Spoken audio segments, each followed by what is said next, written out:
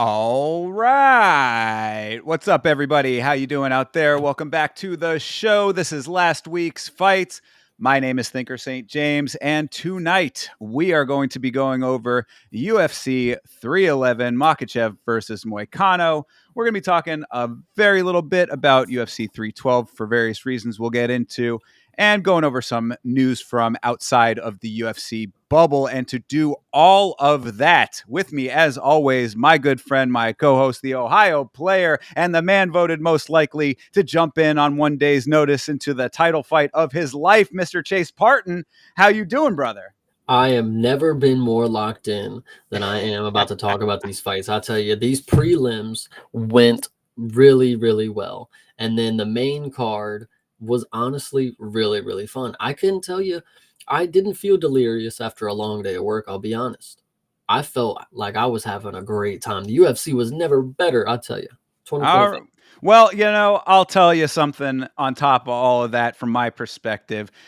This sport, it's like every time that you think that you got it all figured out, every time that you think that your picks are where you want them to be, everything is going to make sense. All of the things that you think are going to happen are going to happen. It throws you a million curveballs, and this event specifically threw them all at once, it seems like. So I was like, there was a lot going on here that really had me a little bit upset, but the event itself was pretty entertaining. So, of course, we're going to get into this right now. We're going to be going over each and every fight from UFC 311. If you have things that you'd like to talk about in the chat, if you're watching live, you can go ahead and throw them in the chat. If it's not relating to the fight that we're talking about at the time, we'll come back to it at a later time. But to start this thing off, as we said, this is UFC 311. This is Makhachev versus Moicano. Took place at the Intuit Dome in Inglewood, California. Before we get into the actual event itself, how about the Intuit Dome, man? That place looked amazing. As soon as it opened up, I said, this looks like a sphere without a whole side of cameras on one. And then I questioned, wait a minute, are the seats empty? What are the lights going on in the background? And to this moment, I really don't know how they did it, because that crowd was there, but they just had glowing orbs on every single one of them. It was crazy. The arena was awesome. Yeah, it is amazing presentation going on at this Intuit Dome, which is new from what I understand. They were talking about that on the broadcast a good amount. And yeah, when it comes to the lights that you're talking about, I guess that they have them in between the chairs maybe, but that's crazy to me considering that in every arena that I've ever been to, you're packed in there like sardines. When I was at UFC Tampa, my buddy who was sitting next to me, I felt terrible for him. I got the aisle row, or the aisle seat rather, specifically so that I would be able to spill out over it into the aisle a little bit, but every other seat in the middle of the rows, you're locked in like right on top of the other person. So to have it set up in a way where you could actually see those lights, pretty impressive in that regard. Yeah, I will say, shout out Steve Ballmer, the owner of the LA Clippers. He's the one who had this vision to get this done, and he had it a while ago, back when I was a fan of the LA Clippers. Think about how long ago that had to be. And so the fact that he finally had, this imagination come true, and it looked phenomenal. Like, we didn't even talk about the Jumbotron yet. Like, that was insane. One, that it wasn't just a box in the middle. It was actually something that wrapped around the arena and played things on it. Like, it was like a WWE entrances that they had later on in the end. It was it was awesome. I'm not gonna lie. Yeah, I mean, and I hesitate to even really call it a jumbotron in the traditional sense. That is because it's like it's actually like a big wraparound array of screens and that are like I'm kind of assuming either a very thin double sided display or like Projectors. one of those transparent like film type of things that there's the technology just looked really crazy because you could see the image on both sides of it. They're doing like the aerial shots and things like that. So yeah, the presentation was fantastic. Like you said, it reminded me very much of the Sphere Light. You know, so really nice to see. The outside looks cool. Definitely a great place to see a show based on what we saw from this event. So, getting into it, before we actually even get to the first fight, I think that we should at least address the elephant in the main event. The last time that we talked about this card, it was UFC 311 Makhachev versus Sarukian 2. Arman Sarukian pulls out of the main event on less than 24 hours notice, essentially. Kind of wild. Yeah, oh yeah, yeah. It was so the fact that we got face-offs at a press conference, and then the next morning you would wake up essentially to some people in the world, and then Moicano's facing off with him like after the official weigh-ins. It was absolutely ridiculous because I remember this is how quick it was. I was sitting on Twitter as I always do with the Discord open, and we're chatting, we're seeing what's going on, and I hear Armin's maybe out, and then we have some undisclosed information. And then, I get on, I'm scrolling some more and I get some more notifications and it seems to be true. I get in the shower. I'm like, okay, cool. Well, we got to figure something out. I get in the shower and I come out and Hanato Moicano was announced. Like, I'm telling you, it wasn't that long of a shower, guys. It was crazy. Yeah, no, it was definitely interesting from my perspective. The one day that I'm not actively keeping track of everything in real time, I come back to the Discord and see a wall of conversation going on about all of the madness that was going on there. So crazy times, and shout out to the organization for being able to pull it all together. This was not as crazy as like the Danny Gay situation with Diego Lopez and things of that nature. Renato Moicano was already booked on this card, of course, to fight Beneil Dariush. That fight did not take place. So Renato takes the slot in the main event. Dariush apparently got his show and a win bonus as well. So he got taken care of. I think they handled it pretty well, but kind of wild. And that is the sport of MMA in real time for you right there. So Yeah, pretty crazy. But 100%.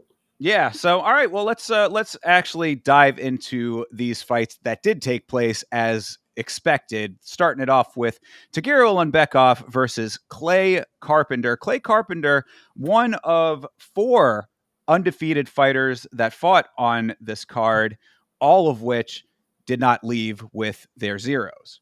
Yeah, that's pretty interesting. And so, right off the bat, what I'll note, and I'll give a quick shout out to my boy Elite for stealing the words out of my mouth. Tagir is huge. Like, he actually is a massive featherweight or flyweight, excuse me. And the fact that he was scheduled to fight Josh Van now makes me like, I'm actually very happy because Josh Van, again, he's like 5'3". Like, Tagir is really fucking huge. And, weight bully or not, if that's what people want to believe, he knows how to wrestle and he knows how to win a fight. And Clayton Carpenter honestly put up a decent battle. It wasn't a unanimous decision feeling per se, but Tagir really he got it done, and I appreciate him because that was the first leg that I needed. So Yeah, it's really kind of an open and shut sort of fight with this one. Decent high level grappling exchanges. Carpenter, as you said, I think he navigated this fight pretty well, even in his defeat. He seemed overwhelmed by Tagir and what he was bringing to the table, which, as you said, I mean, he was definitely a lot bigger Tagir was, and there was just a skill gap. I mean, it was kind of wild. What I was saying about on the watch along is that to have the number 11th ranked fighter fighting in the first fight of the early prelims is kind of crazy to begin with. They said it might have been because Habib, who is the main corner man for a lot of these guys out of Dagestan now, was pulling triple duty on this card, cornering right. for 3 fights. So I guess it kind of made sense from that perspective, but it just goes to show that Clayton Carpenter, even as an undefeated fighter, is coming in against a pretty high level competition here, and it showed. It really was essentially as expected, unlike a number of fights on this card that did not go as expected. But Tagir jumps a rank or two off of this one. He called out Pantoja, which, I mean, I think that there's probably some likelihood of that maybe at some point, but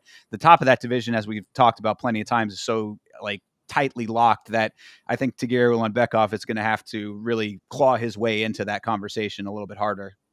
Yeah, I will say, I agree with you, but I will say out of these first four fights well, five that ended in decision, I think I would say that this one is on the lower end of the rankings of those. I think there's some more exciting decisions that come up after, more weirdness that comes up after. But this one is just kind of straight and narrow, like he got the win, easy kind of deal. So. Yeah, exactly. This was a pretty like boilerplate start to the card, I would say. You're just kind of getting into the swing of things and whatnot. So fine fight to start it off. Really nothing too noteworthy to go over. And I think that my last note would be that I think Clay Carpenter doesn't have anything to be ashamed of in that performance, and I think he'll come back and be fine going forward. 100%. All right, let's move on to the next fight. This is Bernardo Sopai versus Ricky Turcios. I was a little bit let down by my boy Ricky Turcios to an extent here. I think that he handled himself, but just not well enough. What do you think? I think Bernardo was able to make an impressive comeback. He took a whole year off after we won't talk about the KO again, of course. But this performance was like, again, it was really one, it was impressive because he eventually was able to start laying power down. Like it's not like he faded away and then the shots that he was landing weren't becoming effective. Like he was hurting Tercios all the way through the fight. Like it was arguably more dangerous later in the fight for Tercios. And Sopaj, in his first fight, he gassed a lot, and that's kind of what led up to that knockout. And this one, he did gas as well. He was taking some huge breaths. I don't know if he was starting to play possum kind of deal with that later on, because it looked a little like, I don't know, but he was able to keep a pace even when tired that was coasting to a win. And it wasn't necessarily coasting because he was dropping bombs. Like it was good. Well, he had to keep that pace because Ricky is such a pressure fighter, and that is certainly to his credit. This was a good clash. I don't want to give the impression that this was not a good fight. Definitely, I would say that this was like brawler versus disciplined is kind of how I was looking at it, because Ricky just puts all of that pressure on at all times. He's really like in your face throughout the entire thing. But I think that is when I started out saying that he kind of let me down a little bit. I think that that's sort of worked to his detriment a little bit in this regard, because I think that Ricky Turcios chases too much. I think that he's great with the pressure, but he rushes the action to the point where he gets himself a little bit out of his own rhythm, is what it looked like to me. Like there were times where he was kind of cooking, and then there were times that like it's like he has such a drive to be in your face that he doesn't put the other two steps into the equation that you need to have like a full game plan with it. You know what I mean? It's like, I'm just going to go head first into this and hopefully my hands will follow. Well, that's not always going to fly. So, he's been seeing that happen in a couple of his fights now. Well, go ahead. No, well, I didn't mean to interrupt you. No. What I was going to say is it's unfortunate that Ricky Tercios at one point, was competing with Raul Rosas, right? They fought, Yeah. And so, and now like you said, he's throwing these flurries in there that are just not as effective as he needs them to be, and he's leaving himself way too open, and the shots that he's landing in the exchange aren't doing anything. And it's just a shame that somebody in their second UFC fight is able to catch on to that very easily. And it's telling probably for the route that Ricky's going down. I mean, if somebody in their second UFC fight can kind of dog walk you like this, brother, you got work to do, I guess. Yeah, not a great look for an Ultimate Fighter winner for sure. But I mean, to Sopai's credit, I think it really is more the story of the fight kind of falls on him because he is so nicely poised and strategic with some of those strikes that you're talking about. Like it really was a very, I mean, I wouldn't say like polished as in like he's like final form, of course, he's early on, as you said, but it was a very nice technical display that we were seeing from him. And again, the navigation of it was, I think, very much to his credit because of all the pressure that Ricky was putting on. He is a dog. I mean, he'll go out there and take some heavy damage, which you see every time that his hair goes flopping around. He's taking those shots right on the chin a lot of the time. And Sopai was just able to kind of keep his composure, pick the shots when they were appropriate, and it was a much more effective method than what Ricky was trying himself. The Yeah, other note that I did have before I let you go is that the backpack attempts were where I really was let down the most, because I kind of knew that Sopai was going to be a little bit more powerful. Ricky's not, like you were saying, his shots are not like always super heavy impact, but that if you're going to be pressuring to the point that you can get yourself to those backpacks, you got to be effective when you go for the attempts. And he had 2 times that he went for it. Both times got shrugged off. yeah, I feel like we had a couple fights on this card where it was kind of later, it was slow grind beatdowns, and we'll go into them. And I think in this one, I wasn't as worried as other ones for Ricky to pull off a win. Like I kind of felt like there was just no hope for him. He was just outmatched, unfortunately. Yeah, I was saying towards the end with that second backpack attempt that would have been his opportunity if it was going to happen. And then when he got shrugged off very easily, I mean, he slid right off of that one. I was like, all right, this is going down the drain. So too tired at that point. Clean striking from Sopai, few well placed knees from Sopai as well. It was a good performance. Yeah, and I actually, other than praising Sopai, because he definitely deserves it, but Ricky Tercios, you had opportunities to give up and you didn't. So I'll give you some respect, man. Like there still is a fight there. I just think some well-placed matchmaking is what's going to keep you around. Yeah, and the only other note that I have for Sopai being early on in his tenure with the organization is that with the clean striking, I think that because don't get the impression that he didn't have good output, but I would say that if he can keep the technicality and up the output just a little bit more early, then there's some legitimate danger there. It was also nice to see him, putting on some good sportsmanship. He wasn't being an asshole, so that was nice. Yeah. Yeah, absolutely. And of course, Tercio says had a little bit of issues with that. So, he has ground to make up there, and losing your fights also does not help that. So, shaky ground for Ricky Tercios right now, I would say. Yeah, I'm with you. Yeah. Well, we'll see what happens going forward, but good fight. Moving on. This is the first fight that I started to get upset by. this was an upsetting fight to me, and I'm sure that you've got plenty of thoughts about this. This is Muin Gafurov versus Rinya Nakamura. Go ahead, because I got plenty to say. So I normally shouldn't listen to people, right? Because like coming into this fight, I'm like, ooh, Moin Gafurov, he's a cheater. He's gonna figure out how to win. He's gonna figure out how to do it. I don't know. And then I listen to everybody and I'm like, he really is not that great. He would have to cheat to win, kind of deal. And then I watched this fight. Thankful I kept my money away from this because bro got knocked down. They gave him one. He knocked him down about 8. Like that was, and like you think that that's a funny thing I'm saying, but like no, he really knocked him down every round multiple times, and it was embarrassing. Like Nakamura looked very scared after, like obviously after the first knockdown. Okay, reassess the situation, gather your bearings. After about 6 7, why are you not doing anything different? Like it was ridiculous. He just kept prancing around. He was never picking shots. He was never trying to counter. He was literally just in a defensive guard and not guarding the right shots. Like Gafurov was just like I don't know. He just is not. He looked like a, what is this, 35 bantamweight Shamil Gaziv is honestly what he looked like. I don't know if you guys got that too, but like the body, it was all there. I can And see it. and the fact that he was just dropping bombs on Nakamura, just making him look, dropping bombs on Nakamura. I didn't mean anything. I'm just saying. Don't read anything into that. It's a crazy, crazy fight to happen because yeah, he did knock him so many times.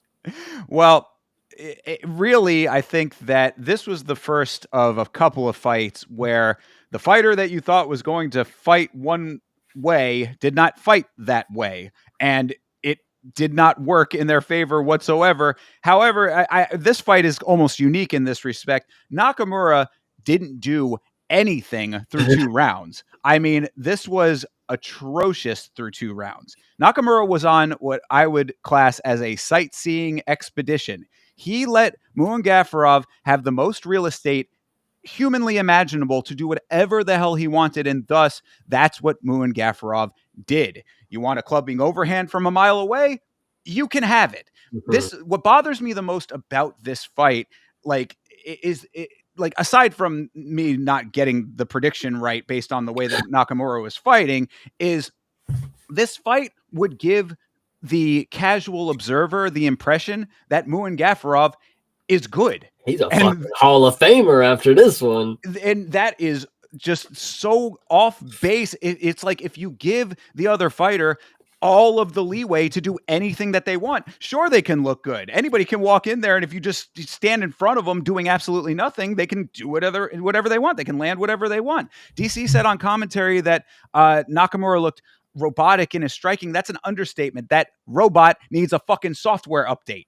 Yeah. It was really bad. Honestly, I will go as far, especially in 2025, I'll go as far to say this was the worst representation from Japan that we've had in a while.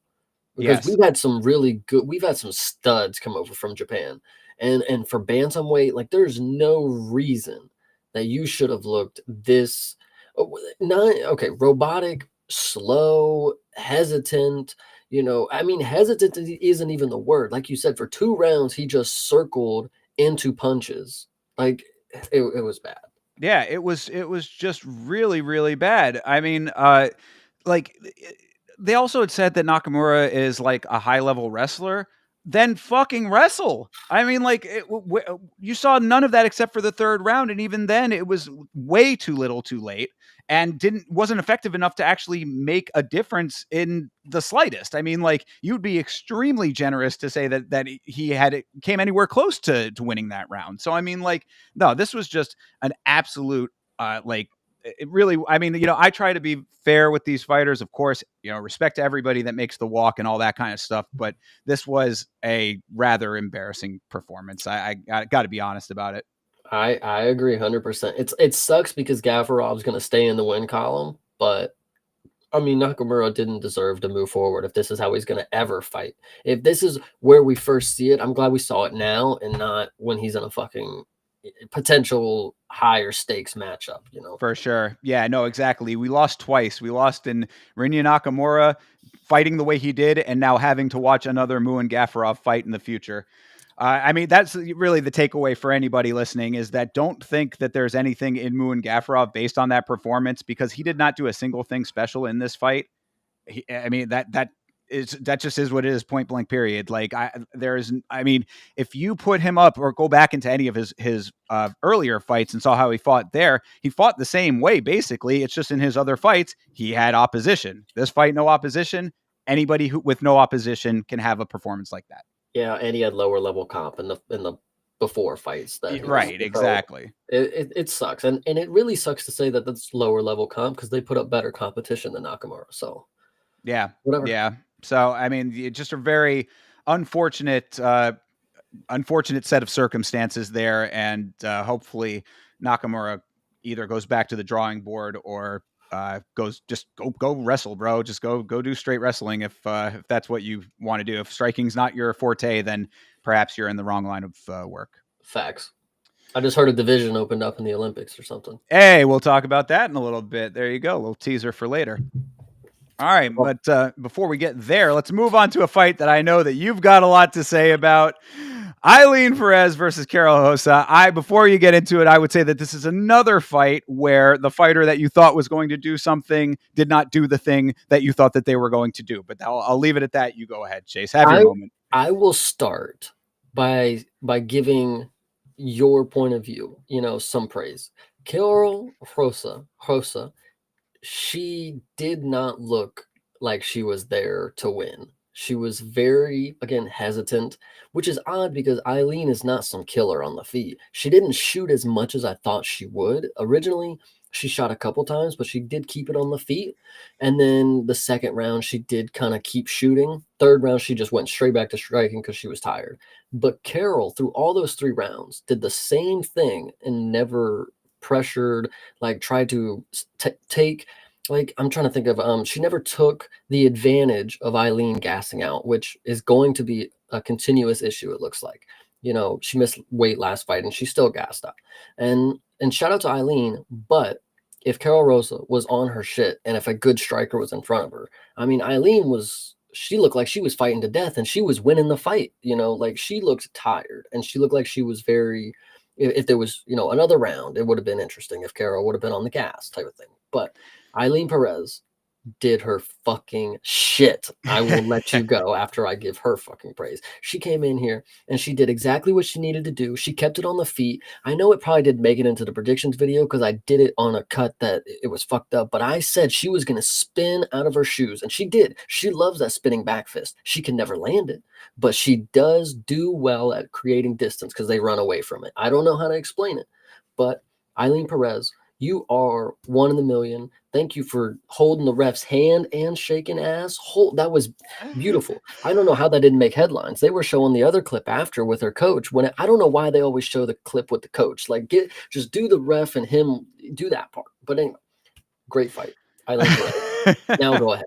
All right. Well, I mean, I guess I can piggyback a little bit. I don't really have all that much to say about it because it was very similar to the previous fight in the dynamics of it. Hosa just too little, too late with the striking, which is what she was supposedly there to do. I mean, taking picture after picture, she waited too long to let her hands go.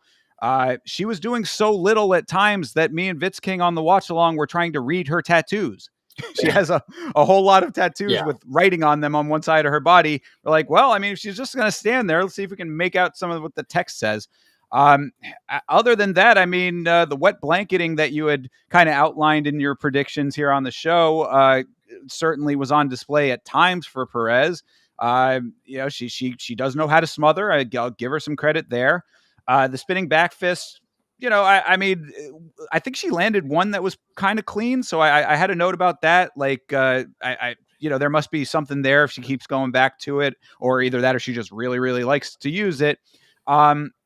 This was not the greatest performance, in my opinion, but if you have a fighter, again, much like what we said in the last fight, if you have a fighter standing in front of you, not doing anything, then it's pretty easy to look good. The other note that I did have, though, and this is something that you got to check your girl on, that quote unquote low blow, that cooch kick was absolute bullshit. She did not get kicked in. She did not take any damage to the actual the actual area. So I mean, she I don't know why she was trying to play that game, because like we saw the replay, it was inside leg all day. But that's just something to keep in mind for going forward if she's going to try to play gamesmanship kind of thing. That's really all I got. Yeah, and I think I'm just very happy at my predictions because I did think, looking at Carol Rosa's most recent fights, it was very clear that nobody wanted to try to shoot on her. I don't know why. And I'm very happy to say that Eileen at least kept the threat alive. She only got it twice, but she did rack up some control time. And she lost the striking, but the strikes that she landed were at least effective enough that it mattered, So I'm real happy that she got this dub. All ass aside, she needs some bigger trunks if I'm going to stop talking about it. But I'm just saying she's really good, and she's on another win streak. Like it's high. It's a really one of the higher win streaks in the fucking company right now. Yeah, and she enters the top 10 with this win. So I give you your praise as well, sir. It was an accurate prediction. It was a great dog. And like, that's another point of it, is like, maybe she underperformed in what I would say is her best form, but you got to admit, I mean, she came in here odds against her and she still got the dub. So, I mean, if it was ugly, sure, but she got it, it at least wasn't like her holding her down for 3 rounds type of deal. And then we're like, why did she win? Like, that was a, kind of deal. So no, for sure. Absolutely. And to that point, this was a great card for underdog picks. I forget what the actual numbers were, but for all of those 4 undefeated fighters that all lost their zeros, had you parlayed that, like $100 bet would have been like a $20,000 return or something. It was some ridiculous return on investment on that. So if you were betting dogs on this card, you did pretty goddamn good. 100%. Yeah. So, all right. Well, let's keep it moving over here. Let me Back. interject Oh, before we sure. Go move. ahead. Yeah, Yeah, please. yeah. Before we move into the main card, it's something about again the presentation that I didn't get to mention. I think it happened during the first fight I noticed where they had, or maybe it was Grant Dawson's fight that we're about to get into. They had stats from the gloves. Did you notice those being on shown on the screen? I don't think I picked up on that. What are you picking There up from that? was stats from the glove, so it was like one name, and then it was like who has more power on their shots. It was like 93% power shots from, maybe it was Clayton Carpenter or something like that, and then it was like 23% of powers from Tagir. And I'm like thinking like, how, where are they getting this? Okay, maybe they have something in the gloves, sure, some science, technology, but how are they computing what's a power shot? Like, where, what is the threshold for velocity that the punch has to be going? It was just very, it was intriguing that they kept putting it on the side. Like, here's some stats. Like, this person has thrown blah, blah, blah, blah, blah, like amount of power in their punches. It's kind of weird. That's interesting. No, I did not pick up on that. I'll have to keep an eye out for it going forward. I do know that they have. I forget what the actual unit of measurement is, but they have that. I think they call it the box. Don't quote me on this, but Yeah. it's like it's the thing that when That the Joe whole Pfeiffer owns. yeah, right. That Joe Pfeiffer has, and that Francis Ngannou, when he was still in the Yeah. organization, he hits like a Ford Taurus. That's how they calculated that or whatever. So there is like a methodology behind that. I don't know how that translates to the glove specifically, but it is interesting that they're starting to calculate that because no, I did not catch that. So I'll keep an eye out for that. Yeah. 100%. All right. Well, moving on into the prelims proper over here, Grant Dawson versus Carlos Diego Ferreira. I mean, this was your pretty much boilerplate Grant Dawson performance here. I mean, a little bit more striking maybe than other times, perhaps. I think that there was some highlights there, maybe. That's exactly where I want to go with it because this Sure. was, so the parlay that I had, it was Tagir, Eileen, and then Grant Dawson was the last leg of that first one. And it honestly was, it was a clean cut dry win for about 2 rounds, and then the third round he decided that he wanted to test his chin, and I was worried because they started slugging for a second, and I was so worried that Grant Dawson was about to lose this battle with this old man. This is one of the two 40-year-olds I think on the card, by the way. Grant Dawson just keeps fighting ancient people, I guess, but he honestly put up a better fight than you would think by the numbers. Like, it was in that third round, I'm telling you, I was worried. Well, and to that point, I mean, I'll go into the actual like nuts and bolts. There's really not too much Yeah, to go into with this one. I mean, it 10 was minutes of like control time, like, yeah, the striking, early on there was a little bit of striking there. I was like, it's nice to see a little bit of well-roundedness, maybe turning the corner in that regard. But then when it was on the ground, it was the Grant Dawson show that you've seen a million times.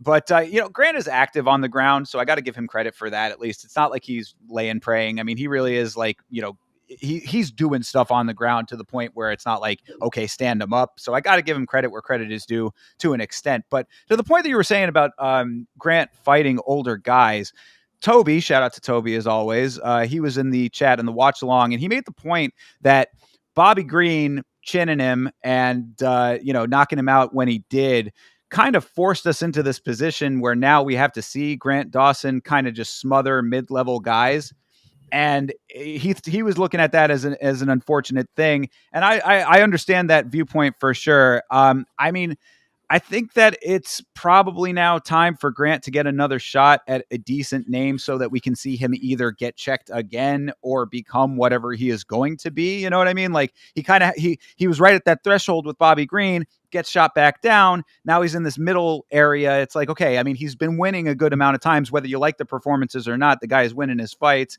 You can level the same criticism against him as you can level against plenty of guys. I mean, I'm not saying that they're anywhere near the same, but the same type of criticism can go for like a guy like Bilal. You're winning your fights. You're winning your fights. I mean, you can only deny it so much for so long. I think it's time for him to get a guy that's either going to re-establish him as a low mid-level guy or him to graduate past this I'm going to be fighting old dudes forever kind of status. Yeah, I will give the commentary one piece of credit because I feel like throughout the night they were not as good as they could have been. They said Grant Dawson with a good comparison to Sean Brady, and I actually really like that. But going into my next point, I really believe Grant Dawson's striking is the biggest flaw in his game. Like, obviously, it's not where he's great. He got knocked out by Bobby Green, but like even watching now, he left his chin open so much. His striking was slow. And then I'm thinking about people ahead of him in lightweight. It's like, who would he even match up with? It's going to take favorable matchmaking. Like maybe he lands the Dariush type of fight, and then we get to see him against another ancient dude. But his striking, it takes one dude. It takes, like, listen, if Gamrot butchers Dan Hooker at this point, it's like Grant Dawson, you got to step your game up. Like you're the wrestler that is not catching up to the level of striking. Like it's one thing to not have striking and have power, or if you have striking and no power. It's like I don't even see either of those. It's like you have to get the control time and rack that up because if not, you might have got knocked out by Diego Ferreira on the feet, dude. Like that was worrisome. Yeah, yeah, no, absolutely. I mean, this is where I think it's like a put up or shut up kind of situation for Grant Dawson. It's like we already know what happened with Bobby Green, so there's a glaring hole in the game that has already been exploited. You can either stay as the mid-level guy and maybe he called, like you said, he called for the Dariush fight. I mean, that would Oh, be. is he actually called for that? Oh Oh yeah, wow. oh yeah. He called that Oh in the that was the fight that he called out for in his post fight. So well. yeah, good Okay. good. Yeah, if you didn't know that, then yeah, Maybe good maybe I did good hear call. it, but either way, that seems like something he would do. Like, come on, he's only fighting old dudes at this point. Well, and I mean, really, I think that the issue is not the age when it comes to that one. It's just the fact that it would be wrestler versus wrestler grappling situations going on there. That it's like, okay, we see what happens when you go up against a striker who can catch you. You've been caught. My point is that like if he wants to stay mid level, then this conversation becomes irrelevant. If he's trying to move up, if he's trying to advance, then he needs to be checked again by somebody who can hang with him in some capacity when it comes to the wrestling. It doesn't have to be the entire fight, but at least enough to be able to get himself to a position of landing the shots. And then B, a guy who actually has the hands to negate the obvious glaring flaw that he has. Yeah, 100%. It's just really hard. Like I know I'm really hard on Grant Dawson, and I do this every time, and I feel bad because again he's winning, and he did get a finish last fight, and he didn't get this one this time. So maybe I'm a little. Again, you probably could have finished this dude, but I don't know. It's hard for me to see this dude as championship because there's still stuff to fix. Like when are you going to find the groove? You've been here for a while now. This is like 3, 4 fights that I've seen you. So get with it. Yeah, well, and that's my point. I think is it's like I get frustrated with Grant Dawson, not necessarily because he's going out there and winning these fights in ways that are, less than fan friendly, I guess is a kind way to put it. That win your fight however you want to win your fight. My thing is if you're trying to advance, if you're calling for higher guys, if you're saying, oh, I'm game, I want to fight all the time, put whoever you want in front of me, blah, blah, blah, you're talking the talk, then you need to be able to walk the walk with the guys who are going to bring different types of fights to you. A guy like Diego Ferreira is not going to bring the same level of fight that some of these other guys higher up are going to. So at this point, especially also at this point too, Dawson's got to be on like a 3-fight win streak at least, right? I mean, I think Yeah, he's I won his think last so. 3. So yeah, it's time for him to either get checked again or just stay mid. Like I don't like this whole like vacillation of going back and forth. Like he gets shot up for the Bobby Green fight, which wasn't even really a huge shoot up at the time. You know what I mean? It's just Bobby Green, fan favorite, a little bit more of a name value there. Like he gets shot up for that, goes back down. It's like pick a lane. Yeah, I get you. I mean, it really just depends if the UFC believes, or if the UFC fans, if we push Grant Dawson enough, I mean, they'll give him favorable matchups like Dariush, and he might come out here and keep winning. And then when the time comes, he will get humbled. And I don't want to see that for him. I just hope that he fixes the holes in his game that I'm clearly seeing every time. So it's just going to take a lot, I think. But if anything can happen, maybe Grant Dawson can be the one to be champ someday. Fair enough. And I mean, that's really all I got on this fight. Honestly, there really wasn't too much to say about Diego Ferreira. I mean, I would think that I didn't realize that he was that advanced in his age. If that's the case, then it might be you're probably looking at hanging it up at some point soon, I would think, Yeah, let me double check. Yeah, he's 40. Yeah, Yeah. exactly. So, So 40 years old, I think maybe it's starting to get to that point there, yeah, sir. I get you. All right, let's keep pushing here. We got this is an interesting fight for a couple of reasons. This is Bogdan Guskov versus Billy Elikana. Elikana coming in on short notice, also up a weight class. I did not realize that aspect of it going into this fight, coming in on short notice and up a weight class. So interesting. I think that's maybe normally how it would go because you don't have to cut as much weight. Well, Yeah, yeah, it makes but sense. I'm not, yeah, right, that yeah, part of it's fine. It's just, I mean, just two elements to have to deal with when you're fighting a guy like Guskov, who is like legitimately a pretty scary guy at times. I mean, he yeah. gets the Anthony Smith comparison because of his looks. People want to try to roll that into his performances. I mean, like, yeah, are there like certain similarities? I mean, they are, like that light heavyweight kind of, prototype to an extent. So, I mean, I can see like certain flex of it, but I think that Guskov is like I wouldn't pigeonhole him that way because I think people are trying to pigeonhole him into like the Anthony Smith box that they've created based on Anthony Smith when it's like, no, this is his own dude, and he's doing pretty decent work. I will let you break down the fight after I bring up that the fighter pays came out. I don't know if you saw that. Everybody's pay for the fights, and so Billy Elikana made $12,000 to come in on short notice. That was it. Unfortunately, was the lowest for the card, and he did step in. And honestly, I'm sure he had plenty of people worried because this was decent for a hot second. So I'll let you break it down. Well, yeah, I mean, and that is the why this fight was interesting beyond the just the elements that made it up going into it is that I mean this early on in this fight looked like it would be having a lot of people very concerned if they had money on Guskov. I mean, he gets the takedown early and got Guskov's back early. I mean, like the position that he was in, he had him at first where he kind of had his legs crossed, like kind of had like out like hooks like around his body sort of deal, which was not the greatest thing. I was like, bro, you need to lock up the body triangle, dude. What are you doing? But then he did. And I was like, oh, okay, well, now this is a different story. Now Guskov's in a little bit more of a trap position here.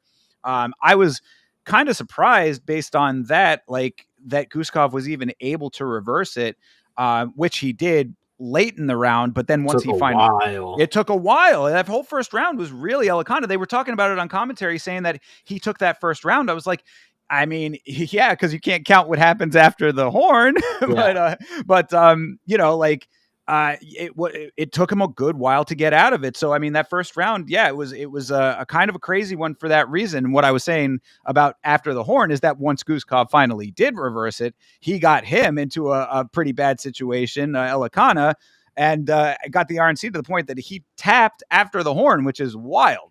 I think that one is a little blown out of proportion. Okay, because I get it. He did tap, but if you're watching it like I'm watching it, I'm watching, okay, bell rings. He's still holding the choke. Like, let me go, bro. Like, we gotta That's what Vitz go. King Like, said. Yeah, Vitz King said the same thing. It was just like, "Hey, get off me," kind of thing. yeah, Like, yeah. And so everybody went crazy. They're like, oh my God, he tapped. Did he tap? And I'm like, well, yeah, he did, but like the round is over.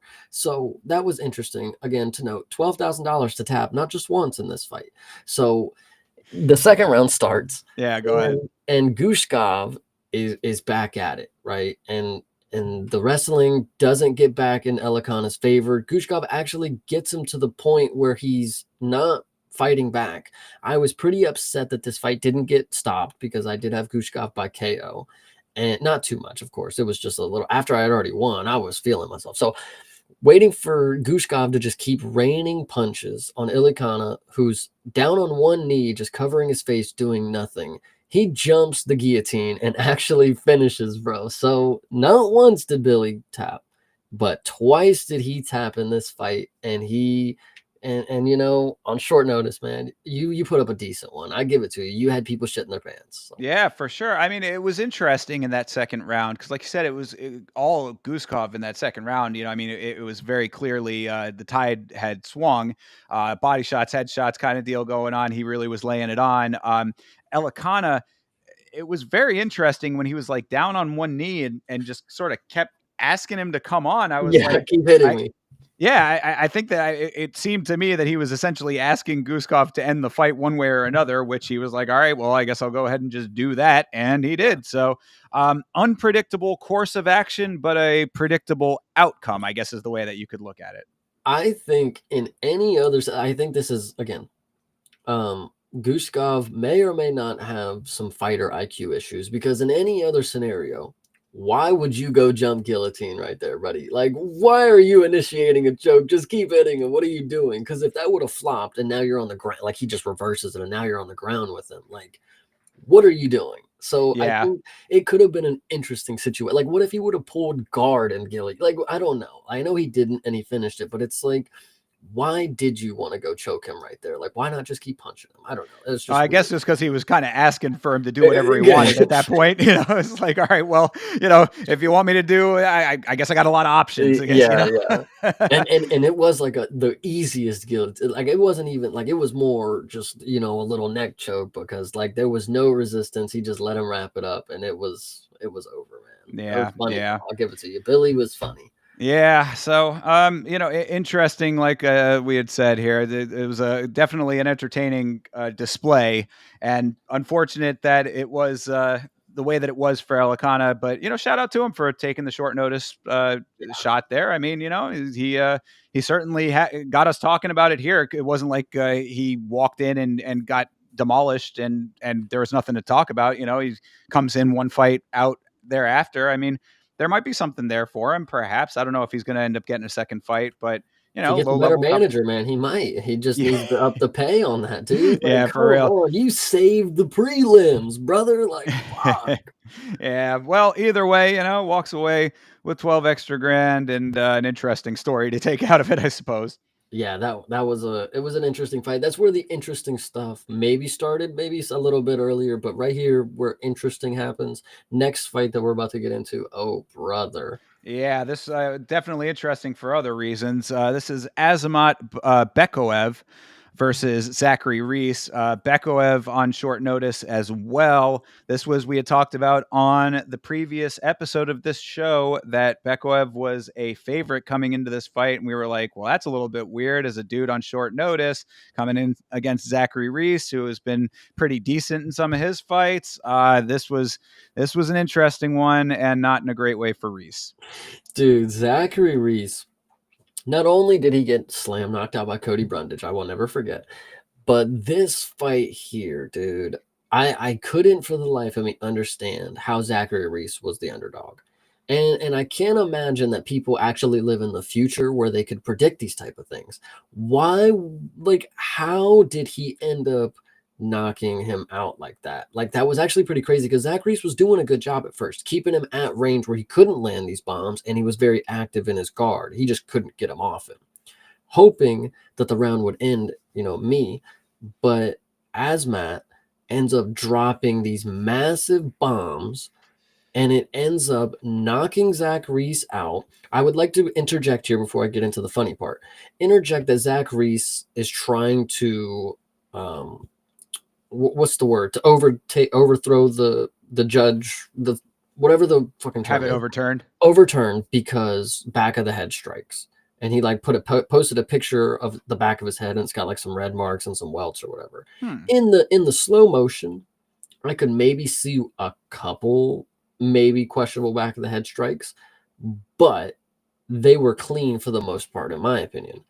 The biggest head trauma that he ended up getting, and I don't know if you noticed, when the referee slid in and fucking annihilated him. He put his head in the canvas.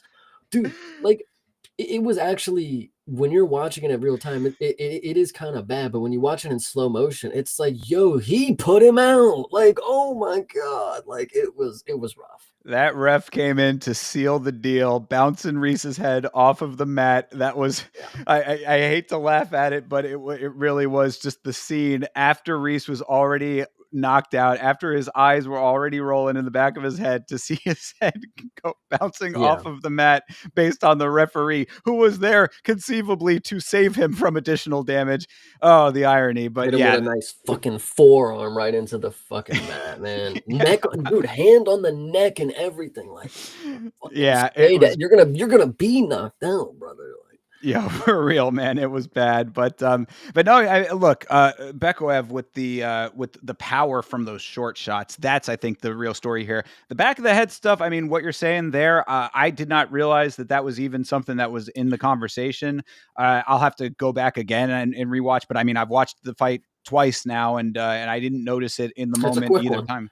So yeah, yeah. Well, you're right. Exactly. Yeah, really. I mean, blink and you miss it. But yeah, I didn't see that.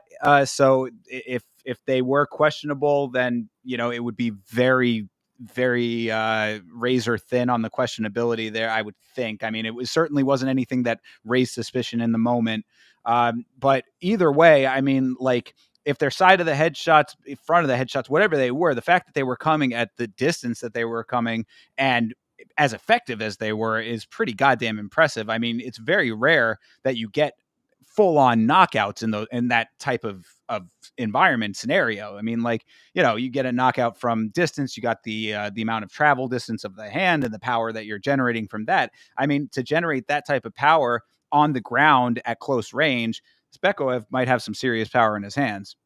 Yeah, I mean, I agree, but it is honestly just one of those weird situations where somebody knew something somehow because what other outcome is Asma winning other than that? Because in my opinion, Zachary Reese was off to a good start, and I even thought, like I said, in the guard, he wasn't doing horrible. He just wasn't getting him off him. That was the biggest problem, and maybe that was the reason that once he gets him on him, he's not gonna be able to get him off, and he's gonna drop. I don't know, but Well, that was crazy. with that though specifically, I do think that Reese's biggest mistake, and I mean hindsight, of course, is 2020 on this, so I can't really fault him for it. But once he was down, he ended up trying to fish for the armbar and couldn't secure it.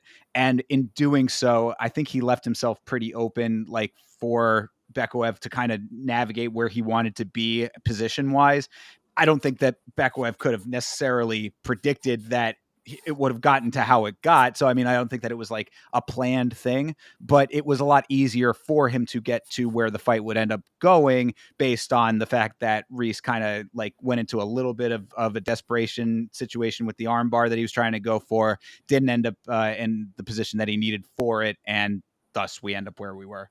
Yeah, 100%. And shout out Checkmate for dropping by. Yeah, exactly. The newcomer on debut short notice to somebody who I'm touting as a genetic freak. Like the fact that you just get dogged like that it's just hard. It was hard to see. I'm not going to lie.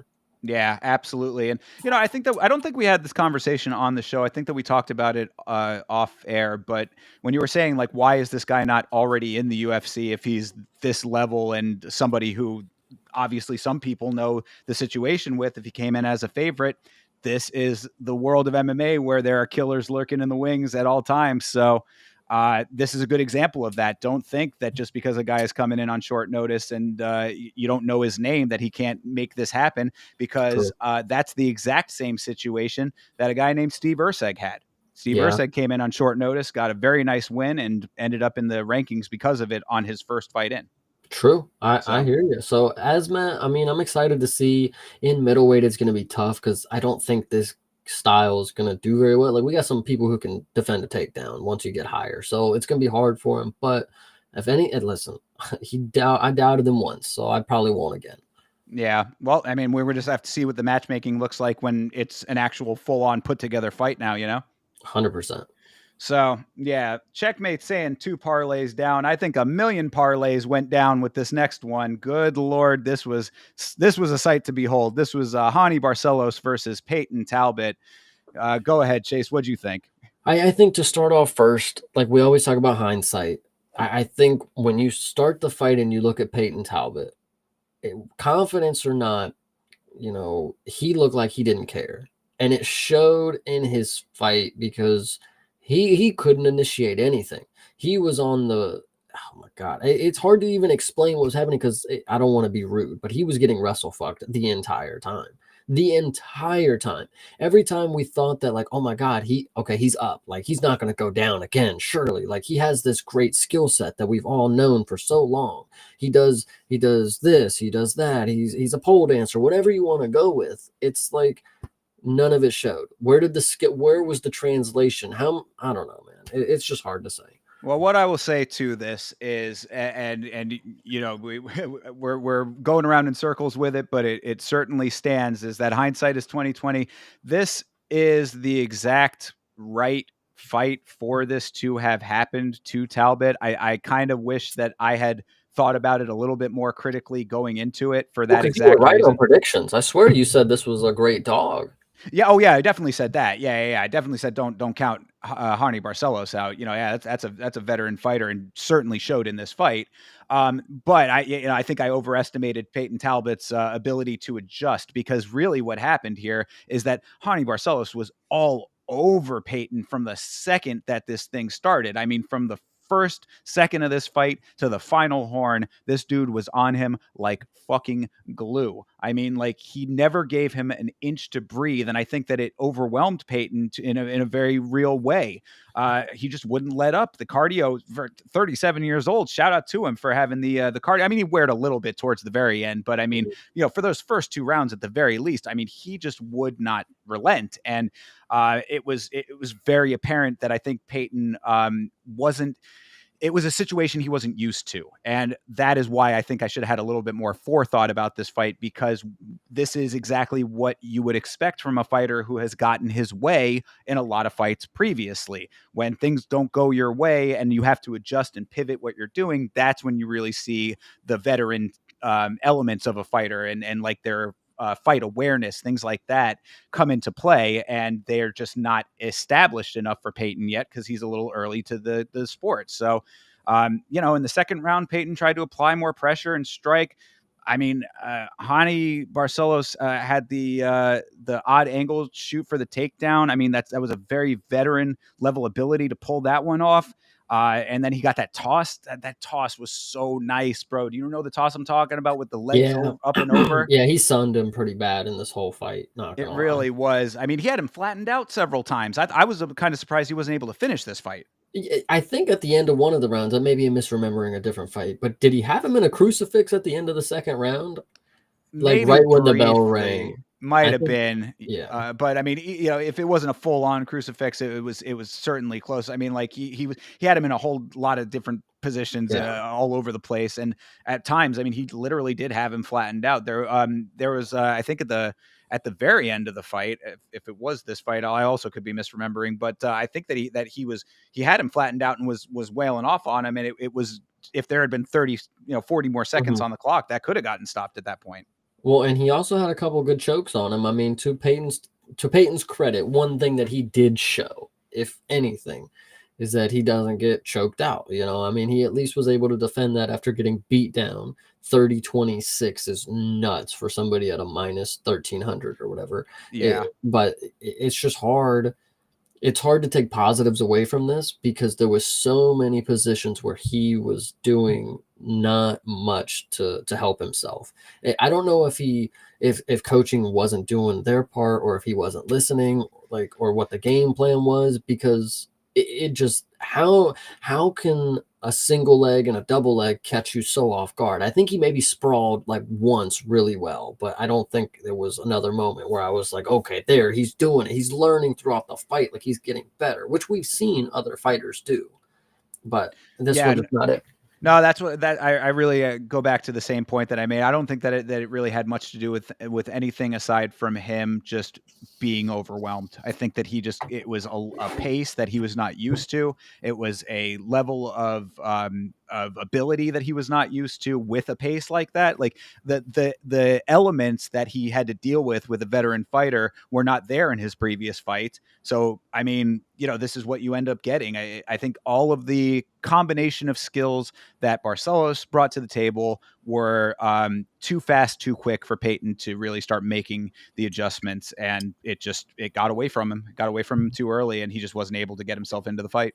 And if you want to give pity for Peyton Talbot, and you want to be one of those guys, he didn't ask to be a favorite, guys. In his eyes, this is just an even matchup with somebody on his skill level, and he just got outmatched. But Yeah. at the end of the day, the story is he's one of the biggest prospects to blow, to become a fraud like in front of our eyes. So I mean, I'm not a fond of I'm not a fan of the fraud check terminology, but I can understand why people were kind of using it in this case. I wouldn't fault them for it. I did think it was almost kind of sad hearing the crowd bite on every little thing that Peyton did, though. Like, they wanted him to win so fucking bad, dude. Literally nothing was working for him, and every time that anything looked like it possibly maybe could work, the crowd was going wild. I was like, guys, you're barking up the wrong tree here. I don't know if you made it to, or if this made it to your side of Twitter, but everybody was comparing Peyton Talbot, not just his looks, but now that he's sucky, he's just Jordan Levitt. So I think I did see something like that. I wouldn't count Peyton out like altogether here. I mean, he's oh, I'll early be on betting when still. he's a dog, or if it's like minus 175, we'll Exactly. put money on that. That don't let the recency bias like take him out as like somebody who still has like a solid future ahead of him. I mean, he's what, 26 years old. He's got plenty of time to adjust and make himself into a more experienced. This is the same type of analysis that I would give to when Raul Rosas got checked. Wildly different circumstances, but the same idea. It's like, take the loss, learn from the loss. Now you know how you need to conduct yourself. Go back and watch that tape. You know what I mean? Like, really, that would be the advice I'd give to Peyton is like, go back and look at how you got to where you ended up in this fight and learn from the mistakes and get your mental game right to the point that you can anticipate and adjust on the fly a little bit better. I spoke at the beginning about Talbot, how he had a demeanor of like he wasn't there. I don't know if maybe that just is his personality, and he's just a very calm, collected dude, which is one good during the fights because he was able to stay calm in a lot of positions that he was compromised. But I also do believe that he doesn't have the switch. Like, he can't just turn on where he's like, okay, I gotta finish a fight now. It's like, if he's not coming in the fight in a groove ready to go, and he's able to knock the dude in a 1-2 clean combo, like, then it's gonna be rough for him. I don't know. It seems that he needs to get some stuff going. Well, that's definitely that goes to the point of like, you need to be able to respond correctly to what you're getting back. You know what I mean? Like, yeah, like that. There needs to be that the instincts need to be developed a little bit more for him. So, I can certainly understand those criticisms. And I think, yeah, like, I think Checkmate said it pretty well here is, it's learning on the job and he'll come back better. Hopefully we'll see. So, I mean, now think about it in these terms. Now, next time that you see him, like you were saying, you get him at some good money, then there's a parlay in the making, perhaps. 100%. But for now it was Hani Barcelos's night, and I was happy to see that again. As an old man myself, it was nice to see old man Hani Barcelos telling this youngster to get off of his lawn, go back to hanging out with Frank Ocean or whatever. Yeah, whatever that's about. Yeah, a little speculation going on that I won't touch, but anyway. All right, let's keep it moving on over here to a fight that I think probably, if that fight that we just talked about didn't bother you for some reasons, this fight probably bothered you for other reasons. This is Rainier de Ritter versus Kevin Holland, and I think that Kevin Holland is starting to get himself on some pretty shaky ground. What are you thinking? Yeah, we like to throw around the term gatekeeper for Kevin Holland, but brother, you're letting people through the gate now. Like, we can't really, you're losing your job. How can we pay for this?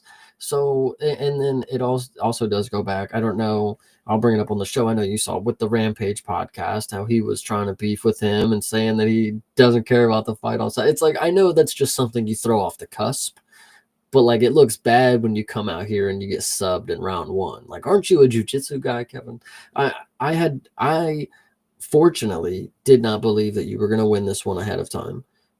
Towards the fight week, I maybe had a little more faith in you. I don't know why, but I'm really glad that the pay slip went towards RDR, because he's really ready to be. He wants to be champ. I mean, that's really what it comes down to. Yeah, I think that my better judgment kind of weighed out in the end too, because if we go back to the predictions episode, last episode of this show, I was saying that I kind of thought that, Holland has a good shot in this one, but I'm leaning a little bit towards RDR, but I would have had Holland on like a different parlay kind of thing, I think is what I said.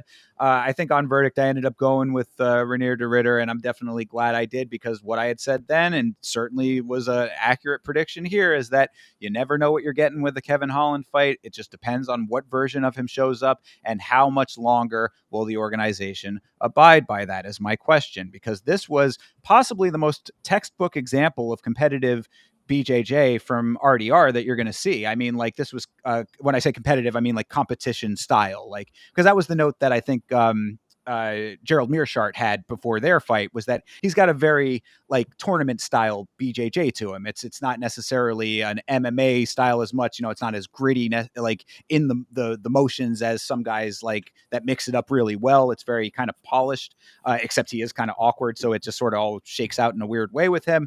But either way, the point is that like with this example here, that it was pretty much down the line, just I'm going to do this, I'm going to do this, I'm going to do this, and then there's the end of the fight. So if you can't navigate that, and you're going to be Mr. Jokey guy, you're going to be this sort of wild card maverick guy, like that only works if you are winning your fights. We talk about the narratives in this sport. You're writing a narrative that I don't think you're going to like, especially as the dude who is saying, "Oh, I want to fight 6 times this year." Brother, Yeah. I got news for you, man. You 1 or 2 more of those at most if you keep losing. I think that the stat was kind of crazy. Isn't he like 1-5 in his last 6 or something like that? Yeah, that might be nuts, and that might be no. I Okay, yeah, mean, you might be right. Last 5. okay, fine. Fine. 1-4 in his last 5. I mean, like, this is that's not great.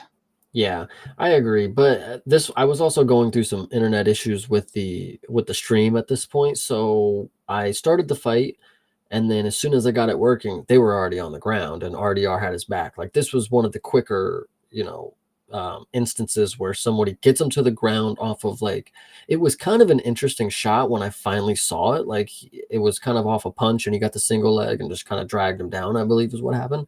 And then he instantly was able to just flow to his back and just get the choke in. I mean, RDR did exactly what he needed to do to dispose of somebody who's not championship material.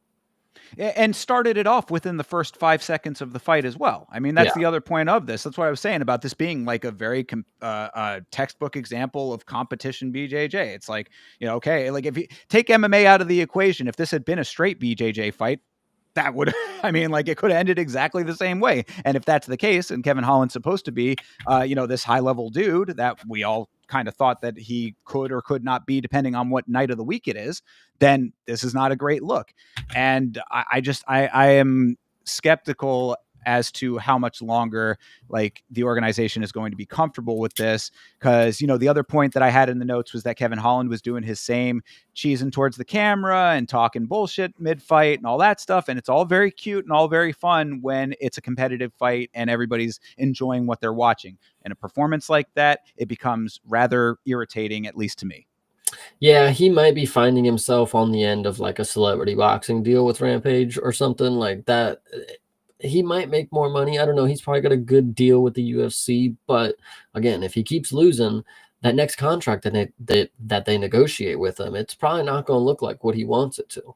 Yeah, I mean, I think Rampage probably has a good couple of pounds on him, but crazier things have happened. Either way, I just think that this was a very, very poor showing for Kevin Holland, and that record that we just brought up is kind of speaking for itself. So, Kevin, if you want to continue being the guy that just doesn't give a fuck about rankings and goes out there and fights a whole bunch, then you need to win these fights. That's point blank, period, end of the story.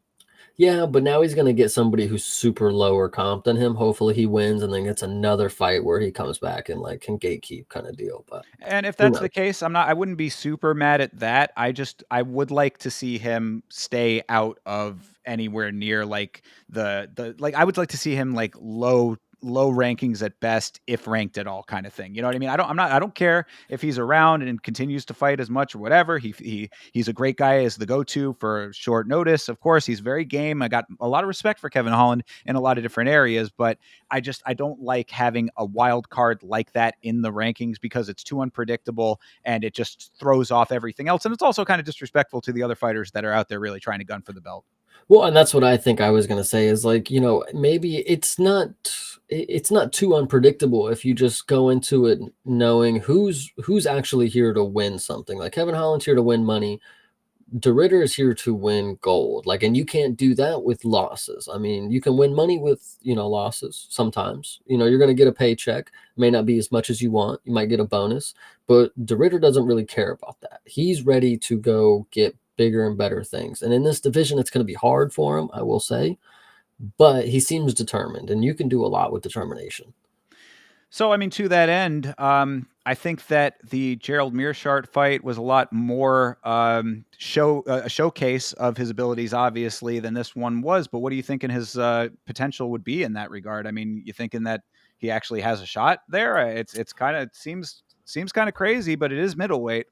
I mean, it does seem crazy, but I mean, because he's kind of older, ain't he? Like this is a seasoned guy. This is a two-time. He's 34. Okay, I mean, right there at the cusp, it's gonna be hard. But if Dricus moves to 205 eventually, anything's possible because that division is. Yeah. Well, it's it seems a little bit like we like I think that now with 2 wins in the organization, it is time for him to get a higher level guy. That's really going to be the bigger test. I don't feel like we've seen the correct test for him just yet. Like I think that like I was saying, the Gerald Meerschaert fight was a lot more of a correct test than this one was based on the circumstances. But we need to see a guy who is higher level, higher ranked, that is going to bring a different style of fight to him that he hasn't anticipated in these fights. Yeah, I agree with that 100%. So hopefully that will be his next one. And he is game. I give him a lot of credit for that too. In both of these fights now, he has said, like, I'm ready to go as soon as you want me back. So, I appreciate that. Yeah, 100%. Yeah, he's a Chad. I'm not gonna lie. Yeah, absolutely. So we'll see. But speaking of Chads, new mythical fighter unlocked. Jailton Almeida versus Sergey Spivak. What have I said about Jailton Almeida since we started this show, basically? Since the early days of us doing last week's fights, I have said if Jailton Almeida can start throwing hands, we might have an actual contender at heavyweight in a sea of nothing that we have going right now. And finally, Jailton Almeida is able to utilize his hands for something other than grappling. I would like to start by giving praise to the polar bear. Sergey Spivak, honestly, I will not lie to you, bro. You are in some way, some form, one of my favorite people to watch because you actually do come in here and you have an idea and a sense of how to fuck shit up. You went in here and you held down Jailton Almeida for 2 minutes. I was worried. I'm not going to lie. I thought something was going to happen. I didn't think Jailton was going to be able to get up because while he's great at grappling, how often is he on his back? Ain't that crazy?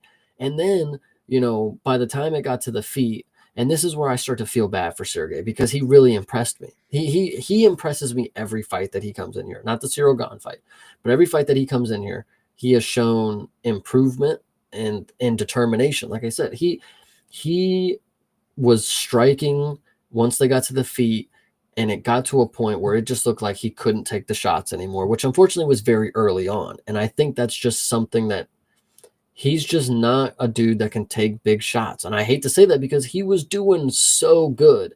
And then it got to the feet, and I honestly, when it got to the striking, I was leaning maybe Sergey might be able to do it. His striking is a little cleaner at the end of the day, but Jailton was just able to land these heavy bombs, and Sergey has this potentials to cover up and just cower into the corner kind of deal. And I hate to say that because this dude really is fun to watch at the end of the day. Yeah, no, glazing of Jailton Almeida aside, I think that I was a little bit quick to the draw just because it was so unanticipated for me.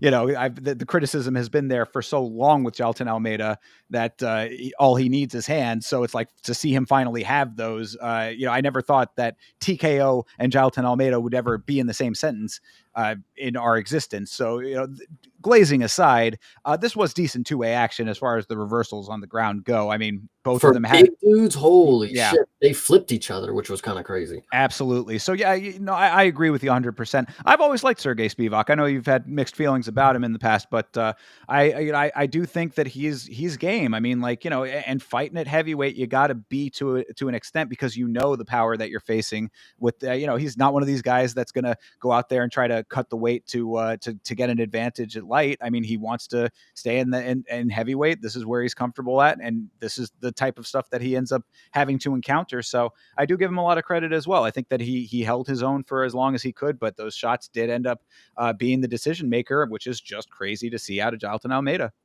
Yeah, and it was honestly, like you said, the grappling for heavyweights when they were on the ground and Jailton was able to butterfly him and flip the position and then get Sergey on his back. It was honestly, it was refreshing to see. And I know we're never going to see something like this again because Sergey and Jailton just they subtly have great wrestling. Not Jailton, but like Sergey has like subtle great wrestling and grappling that is like super underrated, but it only comes out when he's against a great grappler as well. Like Marcin Tybura, he wouldn't have got that if he wouldn't have been initiating some sort of grappling exchange that would have, opened up kind of an unimaginable spot kind of deal. So I think Sergey, he has the fighter's mind for it. It's just his body. I don't think the body shots add up for him easily. Like with Cyril Gahn, he tore him up with that. That knee to the body was crucial.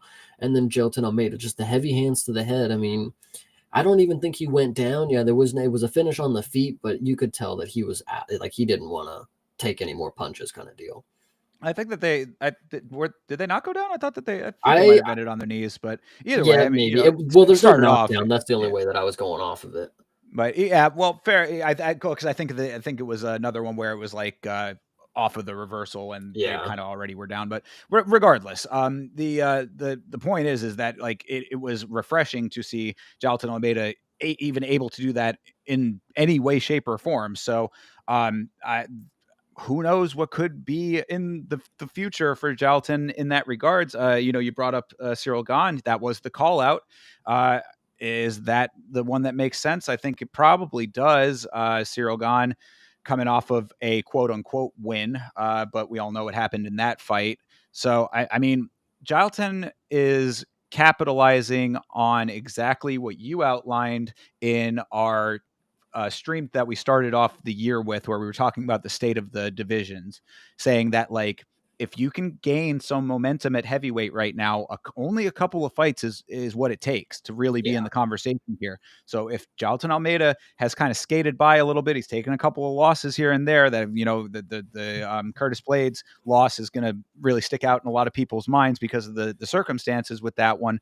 But if you can start gaining a little bit of momentum for yourself and utilize your hands effectively, then there is certainly something there. I've been wanting that to happen for quite some time. I just think it's very refreshing to see it actually starting possibly to take shape. Yeah, I definitely agree with you. So, yeah, good job, Jailton. Let's see if he can keep it going. All right, moving into the meat and potatoes of this card, man. What a war we got to witness between Yuri Prohashka and Jamal Hill. What'd you think? I will start by disclosing that I have a surprise for the stream. Uh-oh. And I want to go ahead and show it because this is the perfect time to do it. All right. After Yuri Prohaska came in here and did his motherfucking doings, I obviously had to come out and get my boy's flag. Oh, look at that. Let me full screen you real quick here. Hold on. Boom. Not me. You see it, boys. You. Shout out Yuri. I can keep holding it forever. I know. Oh, there you go. There Gotcha. we go. And then while I'm in full screen, he'll go right over here for the rest of the thing. Oh, maybe. Yes, he will. Bam. All right. There you go. How about it, my man, with the new flag situation? this back over here. All right. Well, how about it? Very cool that you got that, and what a perfect time for it, considering what Mr. Prohashka was able to do. I mean, this was really was a very hard fought fight, and I got a lot of praise for Jamal in this one as well. But Yuri, it was as scary as it always is watching Yuri Prohashka fight. Man, that dude with the low hands and the wide stance, never checking kicks, like everything that you always think about Yuri Prohashka and always can say about him took place here. But bro, him figuring out some way, somehow to make that shit work, it defies logic sometimes. I will praise the opposition first.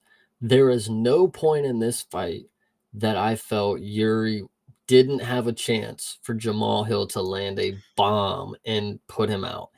And I envisioned it. Honestly, I could see it so clear in my day. Yuri just has his hands down, dips his head one way, gets dropped, and folds. Like I've seen him countless times. But I also would like to throw in there. They messed up Jamal's record on the Jumbotron. He was 12-1. It had me thinking this dude only lost to Paul Craig. I was like, whoa, whoa, whoa, whoa. But it was 12-2 at the time. So anyway, Jamal Hill came in, put on a performance that beforehand I didn't think he was capable of, because I had never seen him outside of Alex, to be fair. And what he did was prove that he is deadly. And I think he obviously lost, and there wasn't a time where he did get Yuri compromised to a point that I thought, he was going to end it. But Jamal Hill is worrisome. He's somebody that when I watch, I will remember, like, he might be able to just lay somebody out. But on the other hand, Yuri's head movement is just in the zone, I guess. I didn't think it was that great, but honestly, people have been praising it. That last shot where he dips, hits him with a straight, and then comes up, it was nice. It was very nice. Jamal Hill did take a beating, but I respect a beatdown like that. Jamal Hill, you might have won fans over with a loss like that, to be real. I would say so. I would hope so anyway, because what I had said about Jamal specifically coming into this fight, and definitely on the watch along, you hear a lot of that when he's walking to the cage, is that we all have talked about Jamal and his perception of reality.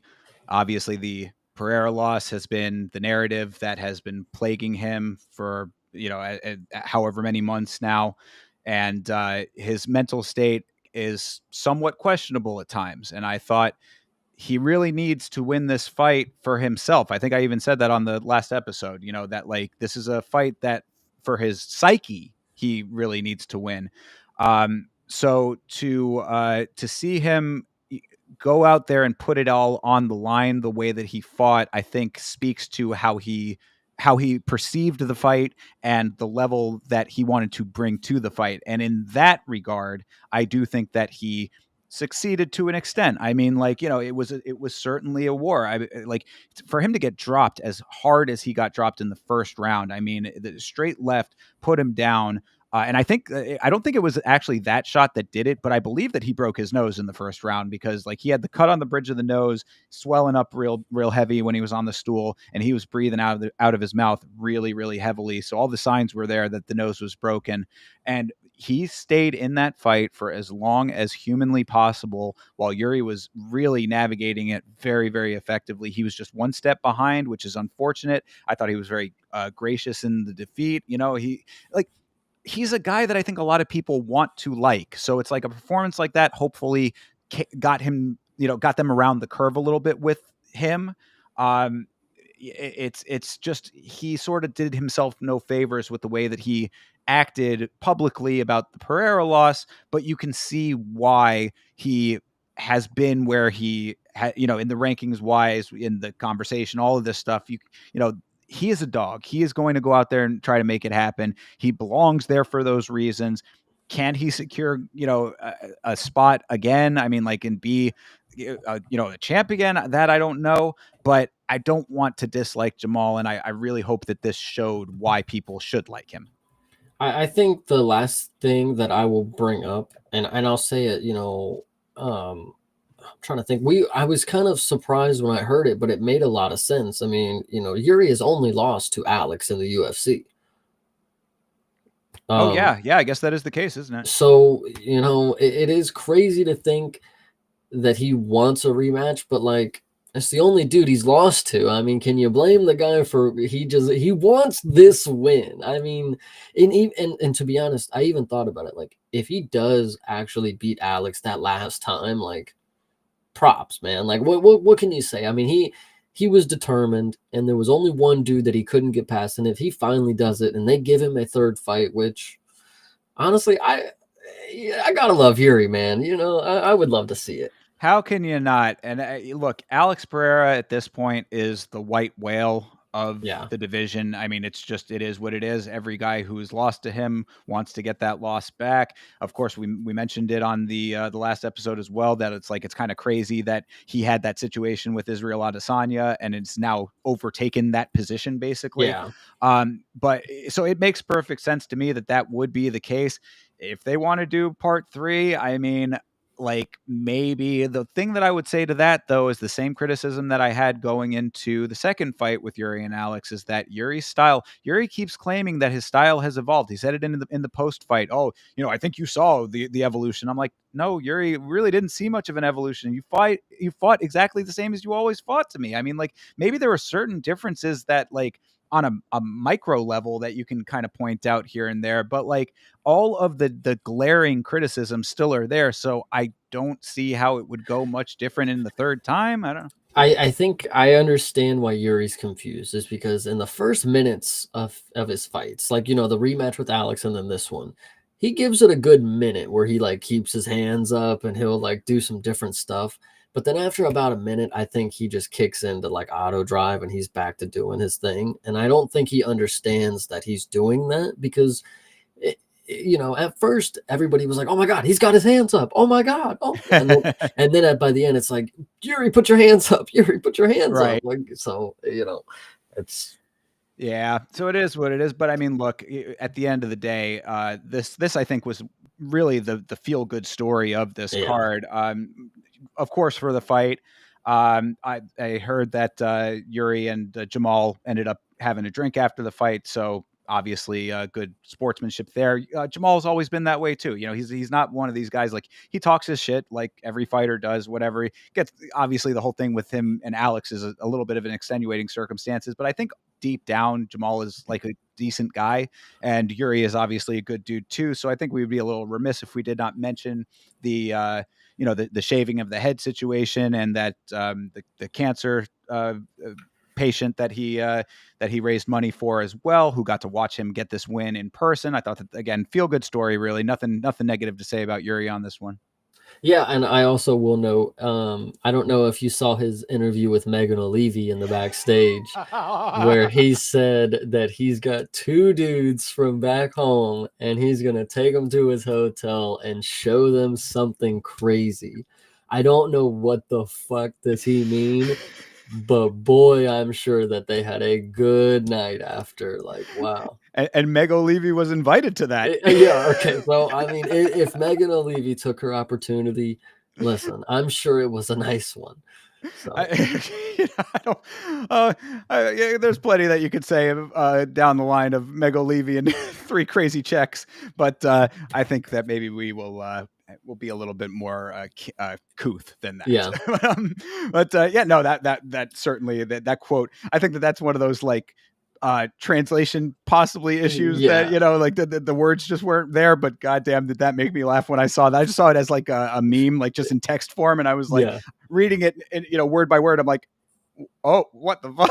Yeah, you I read just it and you're like, "No way does Yuri actually say this," and then you watch it and it's like, "Oh, yeah, Yuri actually says it." I'm not surprised either. It sounds exactly like something he'd say. Yeah, he's just one of those guys that's got like that sort of like unintentional funniness to him because of how serious he is at times. Yeah. Like, you put someone that serious outside of like a hyper serious situation, and it just creates its own comedy. So there's really nothing to dislike about Yuri, man. I can understand why everybody loves him so much. Me too. I like him a lot as well. I just would like to see him evolve the style a little bit so that he can achieve the things he wants to achieve. But other than that, like I said, this really was the feel good story of the card. So really a nice happy ending on this one. 100%. God, I love this one.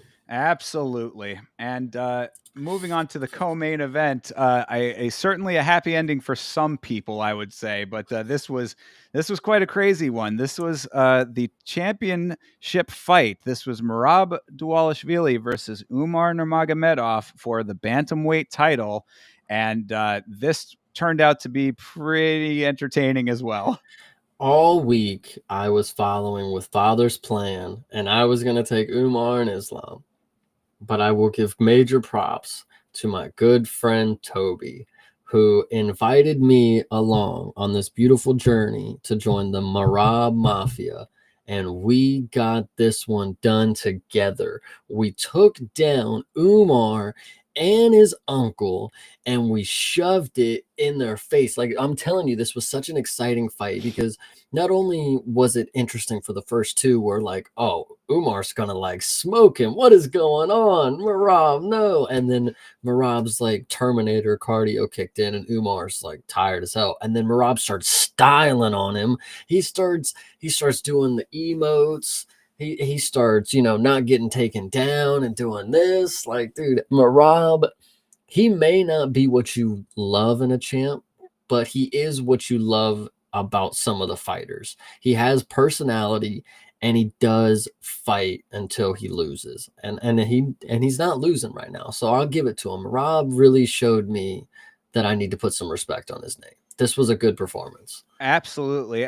To your point there about the first two rounds, people are saying that Umar took those first two. Rewatching it, I could see it on the watch along. I mean, we were both, me and Vitz King, saying that we thought that Merab took those rounds. I mean, and I think that what that is that it's just the pace. Merab is the cardio machine. The name is exactly as intended, and it's 100% accurate. I would say that upon rewatch, Umar definitely took the first round. Second one, a little bit more questionable for me. And I thought that maybe there might be a case to be made for the fourth round, possibly going to Umar to a minor extent based on some of the actual nuts and bolts of it. But really, it all gets washed out because of the pace. Merab was all over it. And, I got to give myself a little bit of a pat on the back for calling this one the way that I did on the predictions, because this really came out exactly as I was expecting in that regard. The pace was set by Merab from the start of this fight, even in the rounds that were a little bit closer. And he was able to navigate to the point where Umar was getting very frustrated. And you can see it on his face for sure. I think the way that I scored it, I said one was questionable. And if questionable, I said one judge would have it for Marab.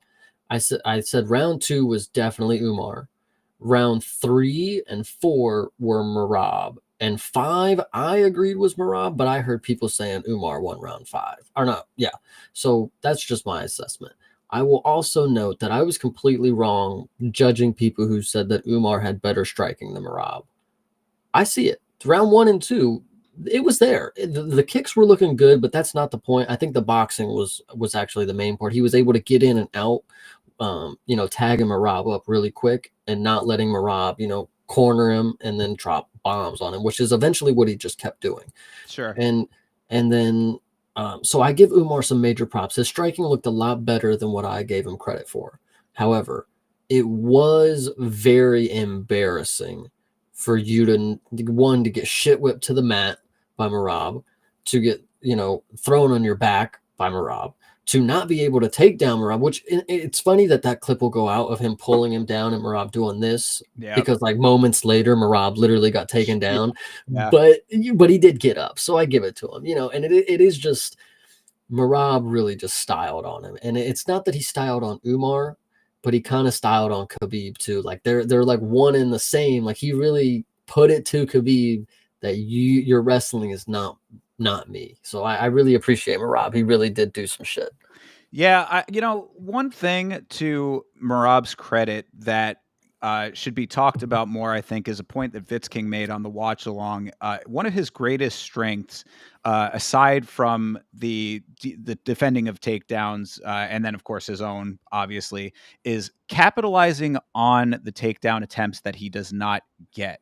Like, if there are times when he's shooting him, because I mean, like, you see the number of attempts on. 30. I mean, bro, come on. It was just, the pace was relentless in that regard. But anytime that he didn't actually secure a takedown, he always catches the hand off of the break. Like Mhm. he will land the punch every time that doesn't work out for him, and it happened consistently here. So like it's kind of a double like positive for him. It's like, if I'm not going to, either I get the takedown and secure that, and that's great, or I get a free shot out of it, and I can continuously add those up because there are so many of them. So yeah, I thought that was really like a good thing to note as a positive for Marab when it comes to the striking, which he is a little bit behind on.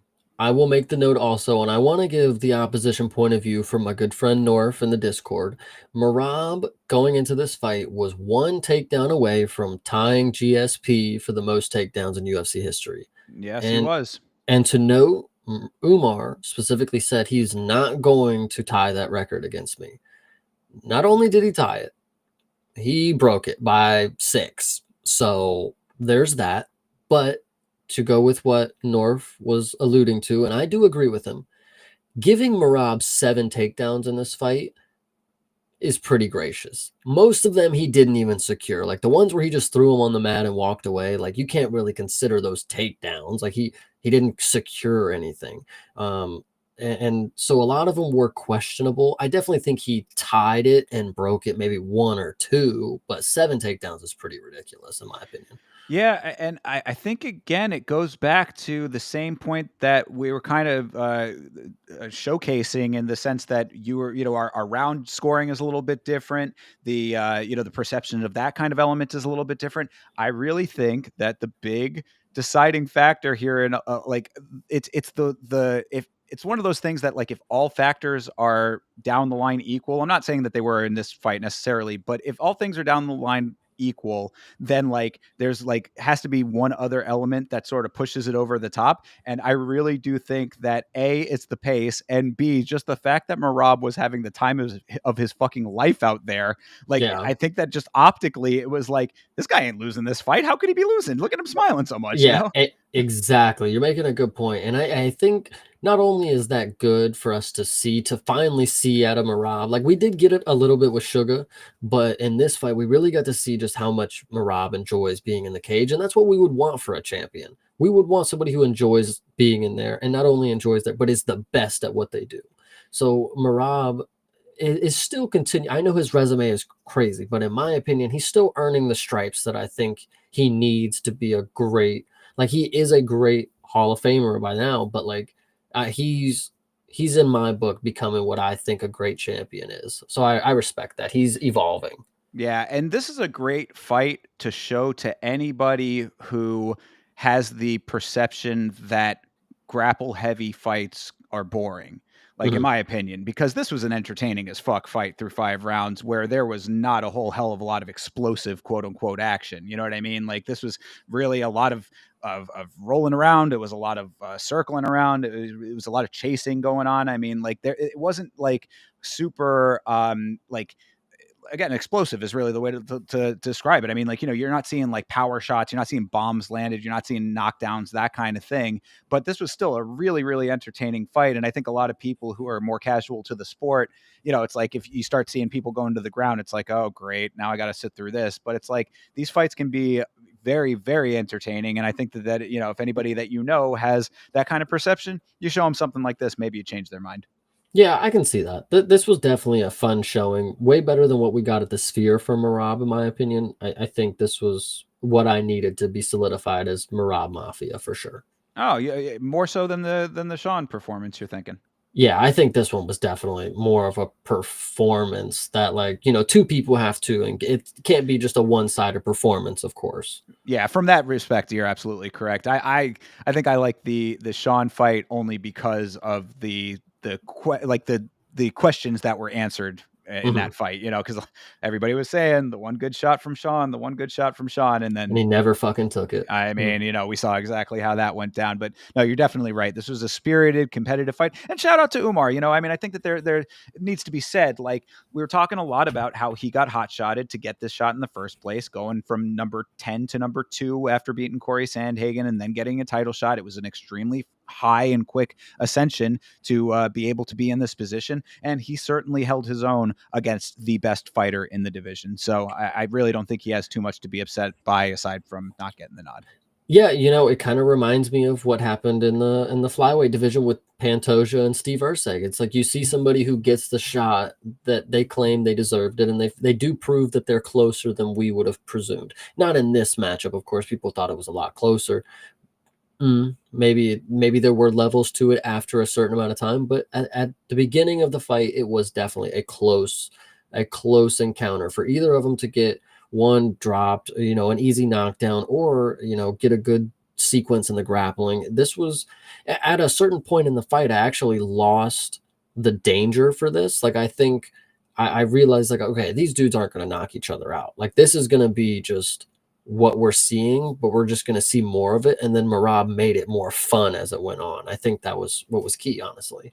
Yeah, absolutely. And I mean, it's nice to see that these hot shotter situations can actually be like that. Because I was as skeptical as anybody of Khalil Roundtree getting his shot, and we saw that was a really good performance as well. So good deal there.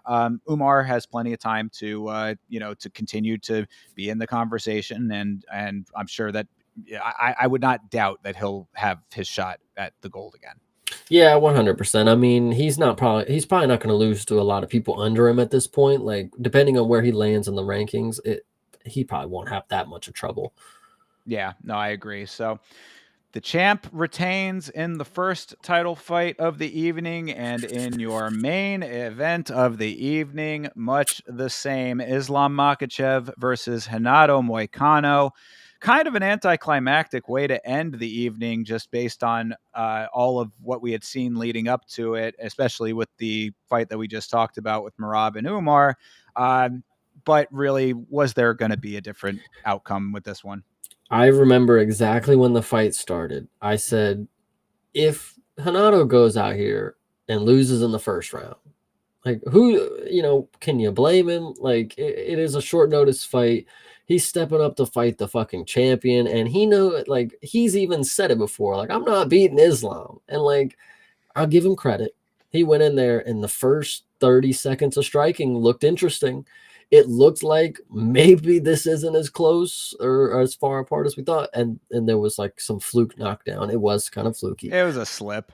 Yeah. So, and then unfortunately, it was like the easiest submission ever. Like Hanato he didn't pick up on, Islam threading the arm, and two, he just didn't try to escape it. And again, I thought back to right when the fight started. If he loses in the first round, can I blame him? Like, so I don't know. It was tough. You are not lying about how quick that Darce got sunk in, bro. Good Lord, was that quick? I mean, it was just like it was that opening where it was the neck really was wide open at that point, and Islam just said, "I will take that." And I mean, it was like fucking putting on a glove for him, really. I mean, I'm just happy boom, though. boom. I'm Yeah, oh happy yeah, because like sure. it proves like, Islam, unfortunately, it is kind of a questionable opponent, but like for him to finish in the first round, it's like he does still mean business. Like he's not here to fuck around. Like, okay, finish Volk first round, finish it, Hanato first round. Let's get this shit over with. Like, For sure. And I had that in the notes as well. Man, a few words on the microphone. He says, if you want this belt, come into the cage and take it. I give him a lot of credit. I think he is a great champion. Obviously, he's a great fighter. I think that goes without saying. Pound for pound, #1 in the world for a fucking reason. But I think that he is a great representative of this sport. I really have very little negative to say about Islam, man. I like him. I think that he's showing his dominance fight by fight. Again, this fight is a kind of an odd situation, but it just is just one after the next. So I did think that it was very interesting that they say that Sarukian is not going to be the next in line. I don't necessarily agree with that, only in the sense that, look, circumstance wise, yeah, I can see from that angle of it. But what we had said coming into what would have been that fight is that I really do think that Sarukian is the best option that you have for a competitive fight with Islam. So if it's not going to be him, like what are the other options and why do they deserve it more? yeah, I really think Dana got swayed by social media because like the videos of Armin hurting himself with Nina or in the gym, it's like you can't. It is funny, but like it is ironic that it is all very connected loosely.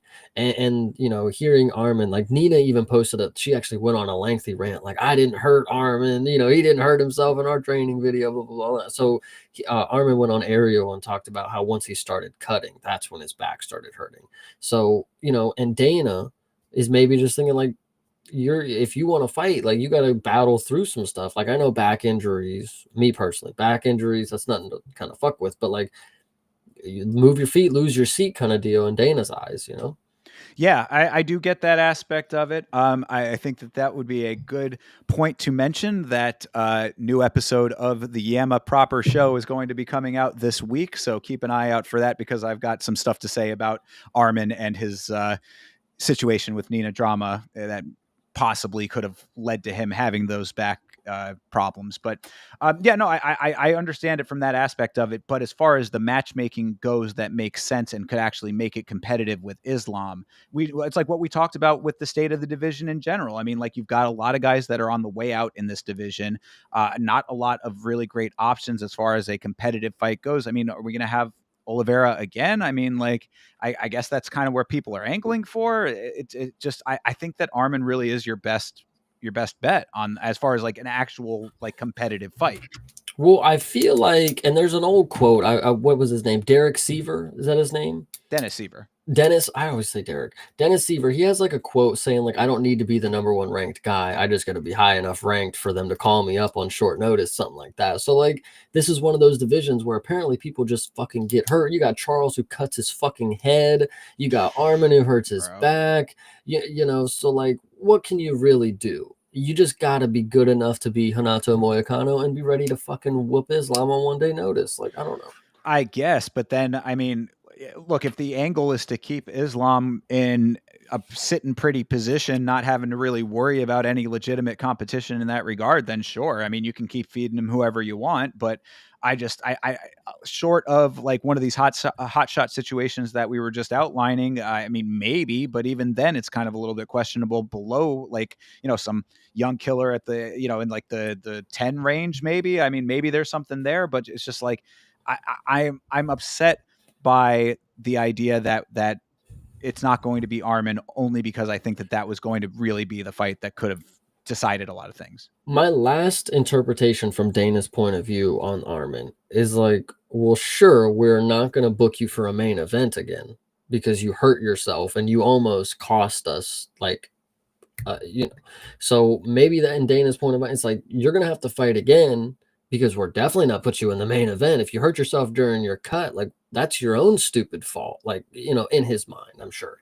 Like, yeah. Oh yeah, so, and I get all of that aspect of it. I think it's unfortunate, is I guess what I'm trying to say. I can see that. Yeah, but so I understand all of that part of it, and I really do hope that fight does end up happening before Islam eventually moves on because he has been talking about moving up. So we'll have to see when and if that does end up happening. But I would like to see that fight go down. So yeah, we'll see.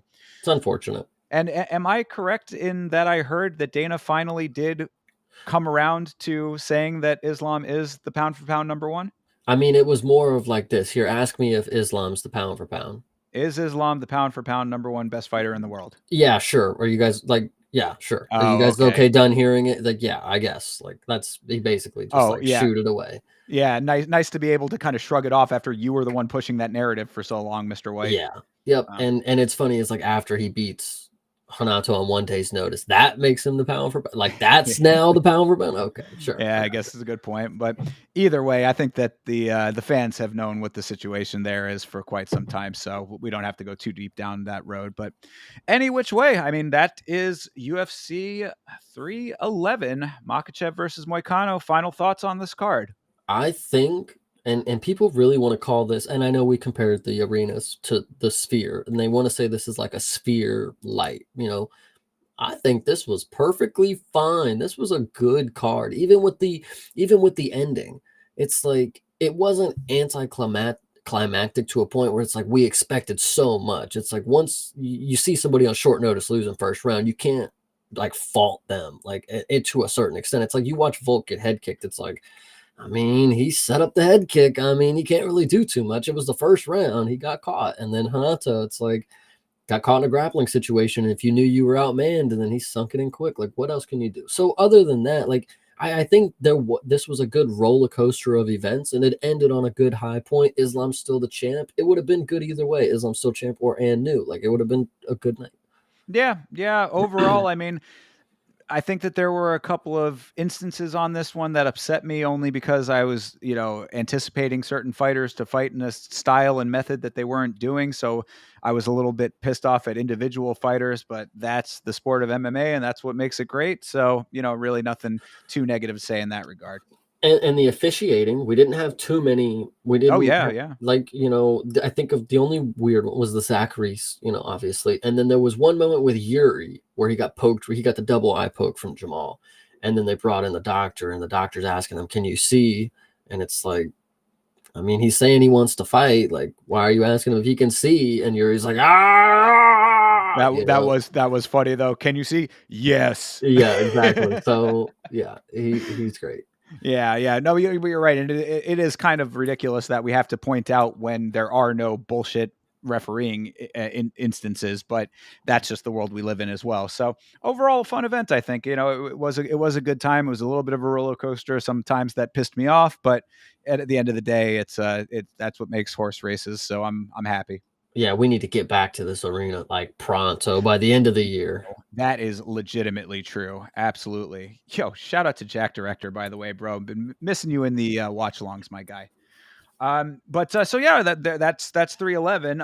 Let's move on to 312 real quick because we wanted to talk about this just briefly. So 312 is Dricus Duplessis versus Sean Strickland 2 going down in Australia, in Sydney, Australia to be exact. And a lot of people are a little bit upset with this card. Have you been keeping up with the fights on this card?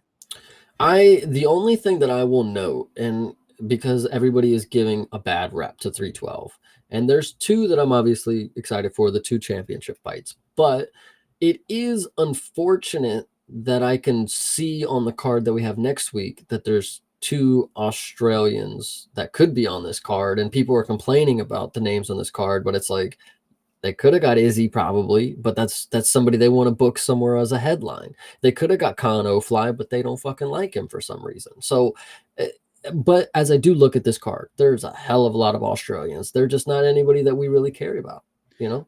Well, I think that that's the issue that a lot of people are having. A lot of people have been saying that this is a boxing style card where you've got two marquee fights and then a whole lot of names that people don't really know.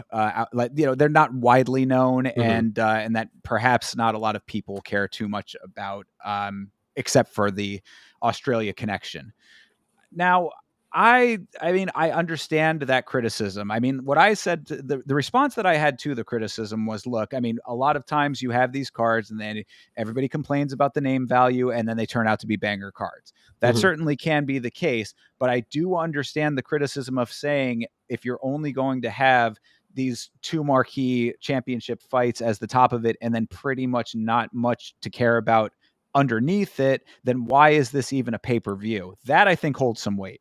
I can agree with you there. Why is it a pay-per-view? Because if they're going off the standpoint that I'm about to bring, is like there are a lot of Australian fighters on here, and they may not be people that we know as like global fans, but this is in Sydney, Australia. Maybe people are going to for the hometown guys. Like they know these lower level guys because they're directly from Australia. Like they train there, things like that. Like, but in that sense, if this is just a fan service card, doesn't need to be a pay per view now, does it? Because we've had plenty of fight nights. China was a fight night. Macau was cool.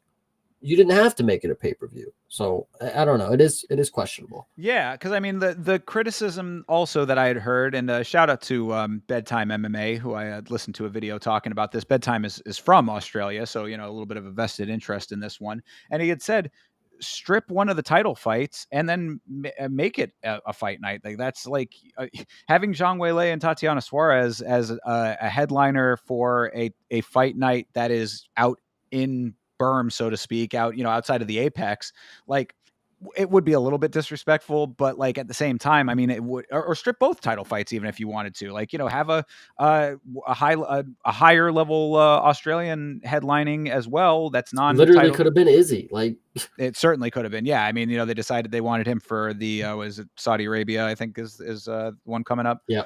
Yeah. So, I mean, I understand that aspect of it. Saudi Arabia has a lot of pull, a lot of money coming in from that area of the world. They want the best fights. They want the big fights, all this kind of stuff. So, I mean, I do see it from the fan perspective when it comes to this, that like you can be upset about the name value of this. I would say I think that there is some valid criticism there. Will it still be a good card, or could it still be a good card? Absolutely, it could be. I mean, that's always been my the way to look at it. But I just, yeah, I do see this being a little bit of yeah. I mean, because you also have to think about it in terms of the financial aspect of it. I mean, when it's a fight night, it's one value as far as ticket prices go, and of course the pay-per-view cost and all that kind of stuff changes the whole dynamic of all that. So I mean, like, you're changing the elements of the structuring to make it a pay-per-view when it might not be warranted in that regard, and charging people accordingly. Yeah, I'm hearing you. It is a weird one. Like considering that last year, when the three cards that we started out with are the three pay-per-views, they felt like they were solid, they were thought out, and we got three, like, 297, 298, 299 up until 300. I felt like we were cooking. And then there was a little time with 301. It was a little, whatever. But like these ones, like this one right here, 311 was good. This one right here, it doesn't have the same hype that 311 should Yeah. or did. Yeah, I mean, like, I think that it is very telling when you have a Tafa brother in your featured fight, pre-co-main. To a dude he's gonna lose to, like, so. Well, potentially. I mean, this is a contender series guy, so that's the other thing that people were saying. It's like, we're gonna have a Tafa brother fighting a dude off the contender series. I mean, that does not scream pay-per-view level. Right. So, Yeah. anyway, I mean, that's really all that there is to say about that in this instance, I would say. So, we're not going to go through and break anything down for this. Obviously, when this card is coming up, we will have our full breakdowns going on this very show. But just wanted to touch on it a little bit because it is something that has been in the discourse currently. So moving on from this, then, I suppose we've got our requisite, it's becoming a trend on this very show that we cover a lot. Whoops, sorry. We cover a lot of the sport outside of the UFC, and our new favorite, like, what seems to be an experiment that we're keeping our eyes on just because of how interesting this thing seems to be, is the GFL. So if you have been listening to the show for a while, we covered the GFL in its very early presentation, as far as just what they're releasing information-wise about it. But some new information has come out. And Chase, you want to walk us through this a little bit? Yeah, the new information that's coming out is that some of the athletes that are supposedly signed to the GFL have not actually consented or signed or actually agreed to fight in the GFL. And that is to note, because earlier this wasn't the first note that I saw. Earlier there was a tweet about a fighter in the promotion. I can't think of his name right now. I think he was Polish, maybe something like that. Oh yes, we have that as well. Yeah, This yeah. is. Sorry. I can go over to that too if you're Yeah, looking for that. we'll grab What? that one My bad. first. You're Keep messing fine. this up. Sorry. We'll But grab that one yeah, sorry. first. So I first saw this one, and this is basically a guy who signed to the GFL, but it was something along the lines that he had 7 months ago or something, he had been incarcerated, and he's now about to serve like 7 years in prison. How the hell is he signed to the league? So that's the first thing I saw. And then now it's coming out that there's other fighters that have been seeing their names being thrown out that they are signed to the GFL, but have not actually signed to the GFL, which is very, very interesting because I don't even believe this is like a real thing yet. It can't be, surely. Well, what it's giving the impressions of is that they might just be pulling a whole bunch of names that they know of, people that they think might be interested, potentially, possibly, or maybe they have some kind of talks in the works, and then they're just jumping the gun on it. Mhm. Perhaps. I mean, maybe. I mean, that's the only thing I can think of, really, because why would you just randomly be going around the planet saying you're in the GFL, you're in the GFL, you're in? They've got graphics made up for all these guys too. Yeah. You know, Well, and so like if you read this, the comment on this post right here, and it's like the dude says, "I ask you to please remove this post. I am a contractor for another organization. I didn't sign anything with you. I think that is very key to note because Robelis de Spain has been signed to the GFL for months now, but he is scheduled to fight in karate combat this Friday. I don't know how it works. I don't know how the GFL is. In my opinion, if you want my word, I think this is a betting simulator somehow, some way. I don't know. That's just my thing. Ugh. it certainly does feel like we're living in a simulation when it comes to the GFL. Yeah, so I mean, we've got several fighters that are saying that they are, not actually signed to this organization. And then to go back to what Chase started off with here with the this Polish fighter, this is a guy who his name is where. Oh yeah, that's quite a name to say, but Prisbislaw. yeah, Prismislaw Miasala, and he was stopped by police with 72,000 pounds in cash in his car, taking cocaine into some UK laundry into the UK in laundry bags. So he's had all kinds of illegal problems. Whatever, that's that is what it is. But the point is that he's sentenced to jail time. So how could he be signed to an organization and potentially fighting for them? So just a little bit more weirdness to add on to the already very strange set of circumstances surrounding this GFL. I mean, they had come out talking about their weight classes. We went over that a little bit on the show of how they're not following standard weights and all that stuff, and more stuff has been coming out with that. It's just this whole organization is just very, very odd and continuing to get odder. Would I I would hate to be the team that drafts this guy because this is a draft pick for 2032. Like, holy shit, Jesus Christ. Like, he ain't gonna make it to the GFL 20. They ain't gonna make it to 2032. Yeah, I That's mean it's crazy. the only way, right? I mean, Like, did he pick up the jail phone and say, "Yeah, I mean, I'm down. Like, whenever y'all can get me out, like, fuck, we'll fucking fight." Like, I don't. This is so crazy of a story. well, that's why it goes back to what my thinking on this is like the only thing I can think of is that they either are in very preliminary talks with some of these guys and are just jumping the gun on it, or they're just going through other organization rosters or going through confirmed retired fighters or inactive fighter rosters, something like that. I would shudder to think that they just opened Tapology and just randomly spun the wheel, saying, you, and you are on our roster now, but like those are the only real options that I'm seeing here. If they're saying one thing and the fighters themselves are saying another thing. Some of the names, like it does feel like hat draws. Like it does feel like, okay, let's pick out Frank Mir. Of course, yeah, we'll take Frank Mir. Andre Arlovsky, yeah, we'll take him. But then some of these other people are too obscure to you to even make it in the hat.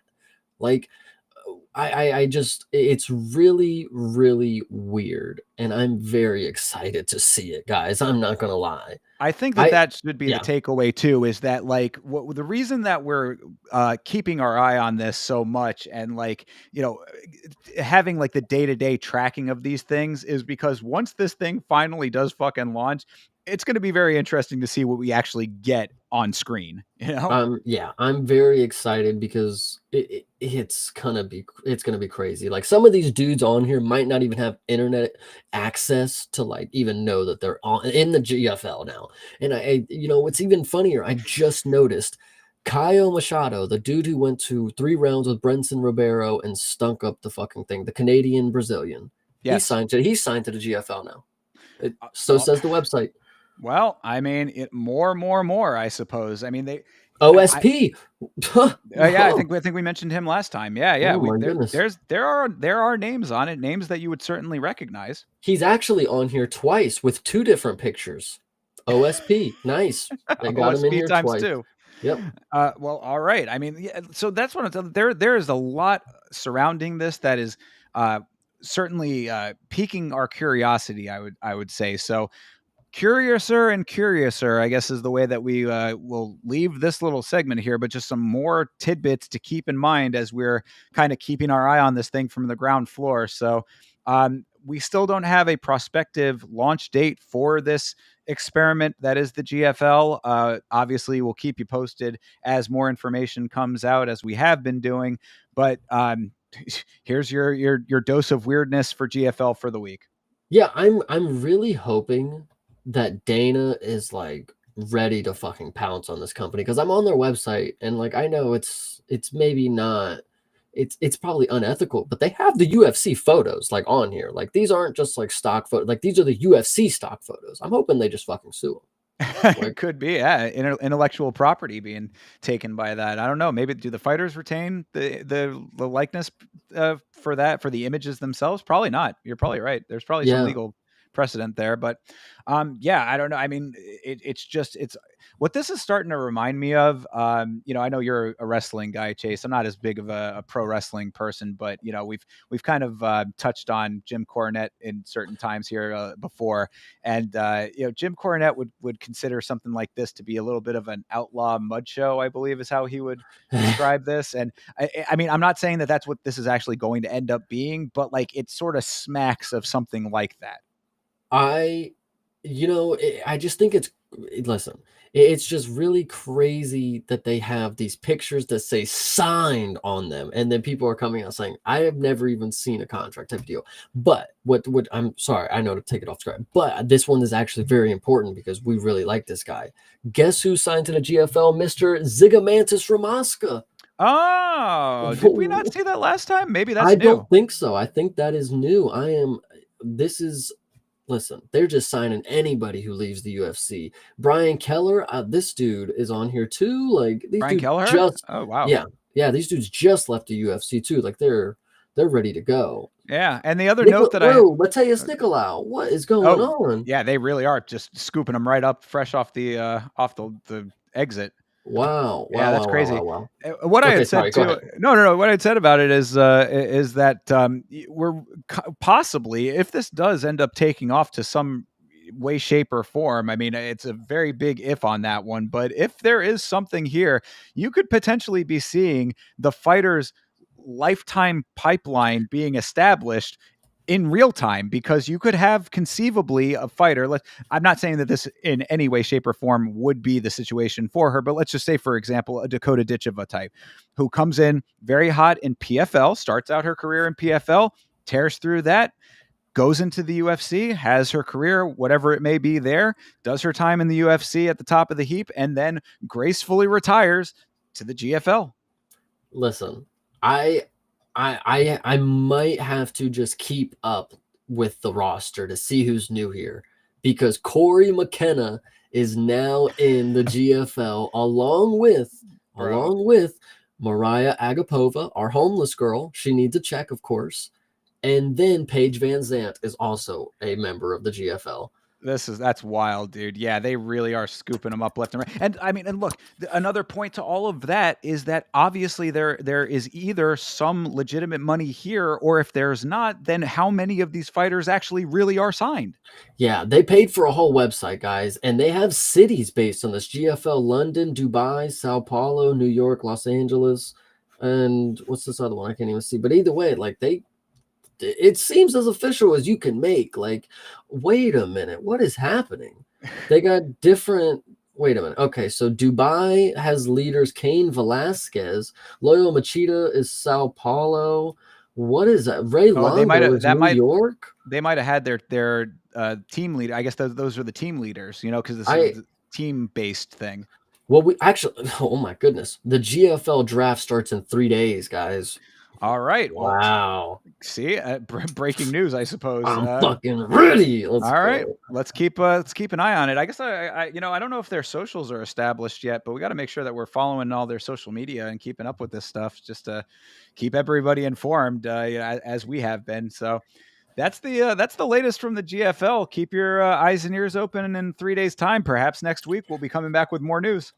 I'm excited for this one. This is some new shit that is just, it's going to be so off the wall that it's going to be some good content. Because, like, when I describe it to you, when I tell you that Frank Mir and Robelis Spain could potentially match up, like, this year, it's like, what are you talking about? Are you talking about a video game? Like, Frank Mir hasn't fought in fucking 30 years. Like, it's just insanity because they're also touting this as a league predicated on, like, the fighter's health and the restructure of the payment system and retirement plans and benefits. Like, how is this exactly going to work if they haven't done it before? It's like, you can't just make everybody. I feel like I talked about this on the Discord. I don't think we were on call. It's like everybody thinks they know something, but like when you get out and you actually try to execute it, sometimes you just realize it's not a good plan and you got to scrap it quick or you're going to be fucked for a little bit. The UFC has a product that they know is perfected to a certain extent. The PFL, they copied it. There's the cheap ripoffs of it. And then you have the GFL, they think they can come in and do something new and just sign all these great fighters, like all these blah, blah, blah, blah, blah. And like, we're going to do it this way. And he's never done it this way. And I hope Dana is just taking note. And I can't wait for the press conferences where he's just laughing at this fucking this product. Seriously. I have a little hope that it's going to be interesting, but I have zero hope that it's going to be like actually worth like combat sports, like engagement kind of deal. Like, this is just funky stuff going on. Yeah, it's a whole lot of question marks, a lot of variables in play right now that we're really going to just have to see what ends up actually taking place with this thing. But it does remind me of like old school, like golden age of MMA kind of stuff, where it was like you had Elite XC, you had fucking the like other these promotions that just pop up out of nowhere that like it's Yama. Yeah, the Yama pit fighting was another example of that, where it's just like, is this going to be like a one event and done kind of thing where they can't sustain it? Like, I mean, we're in uncharted territory with this GFL thing. So keep your eyes and ears open. Yeah, it might be just a thing. They like, what if all these people that are quote unquote signed, it's just a one fight deal, like somehow breaching their contract some way. We don't know. Maybe they get one fight out of them and just see if it works. But at this point, there's too much money into it. It's already like they've already got the back door. They've been thinking about this for years. They had to have been cooking this up, and this is the best they've got. And the fact that it doesn't sound right and it doesn't add up is just not a good sign. Because, like, what does Chael always say about charlatans and stuff like this? It's like, I don't know what they're selling me here, but it don't seem like the product that I'm thinking I'm gonna get. Yeah, we're very much in the attention era when it comes to all manner of life. It's social media is vying for your attention at all times, this kind of thing. Sports world is no different. So, you're in a very, very, very competitive space when it comes to MMA because there's only so much bandwidth to go around. And you're vying for the attention of people whose attention is already very much taken by the main product. Same reason that we cover PFL and all these other organizations. It's like the UFC is the YouTube. This is barely a Rumble right now, So, I mean, we're going to just have to see if this thing can actually get to the point of being a legitimate Rumble, I think it's just going to be interesting, just the way that they're presenting this idea, because they have this, their little mission statement. I'm looking at it. It says, this groundbreaking league unites fans and athletes, creating MMA's most passionate community. If you are thinking that by prioritizing the health and wellness and retirement is going to bring the local fans to watch Frank Mir at age 50, like, I don't know. That's, people aren't gonna want to see, like, if we're gonna watch Frank Mir, we're not gonna want to watch him babied at 50 and then they end the fights early because he's an old fucking man type of deal. Like, if that's not gonna make a passionate core, what we want, like, I would say the passionate fans, they want to see him at the best of their ability at the top of their game. It's like when someone's out of their, I already signed up for that, by the way. Oh, cool. All right. If somebody's past their prime, it's like we got to accept that. I don't want to see them at age 50 cutting weight. How is that uniting the fans and athletes when I'm watching somebody who's way past their time, shouldn't even be participating anymore? I don't even want to see them participate anymore, but you're shoving it in my face. What is passionate about that? I don't know. Like, it is weird. It is weird. I might not be the first person to have said this, but I'll take credit for it because I haven't heard it anywhere else. This could very well end up being referred to often as the Grandfather's League. Um, so, I mean, but that's a derogatory way to look at it. But you got a lot of younger fighters, as we were saying. Ziggy Mantis is on there. All these, the Corey McKenna, all those people that you just named. It's just very odd. The whole thing is very weird. There's a lot of weirdness surrounding it.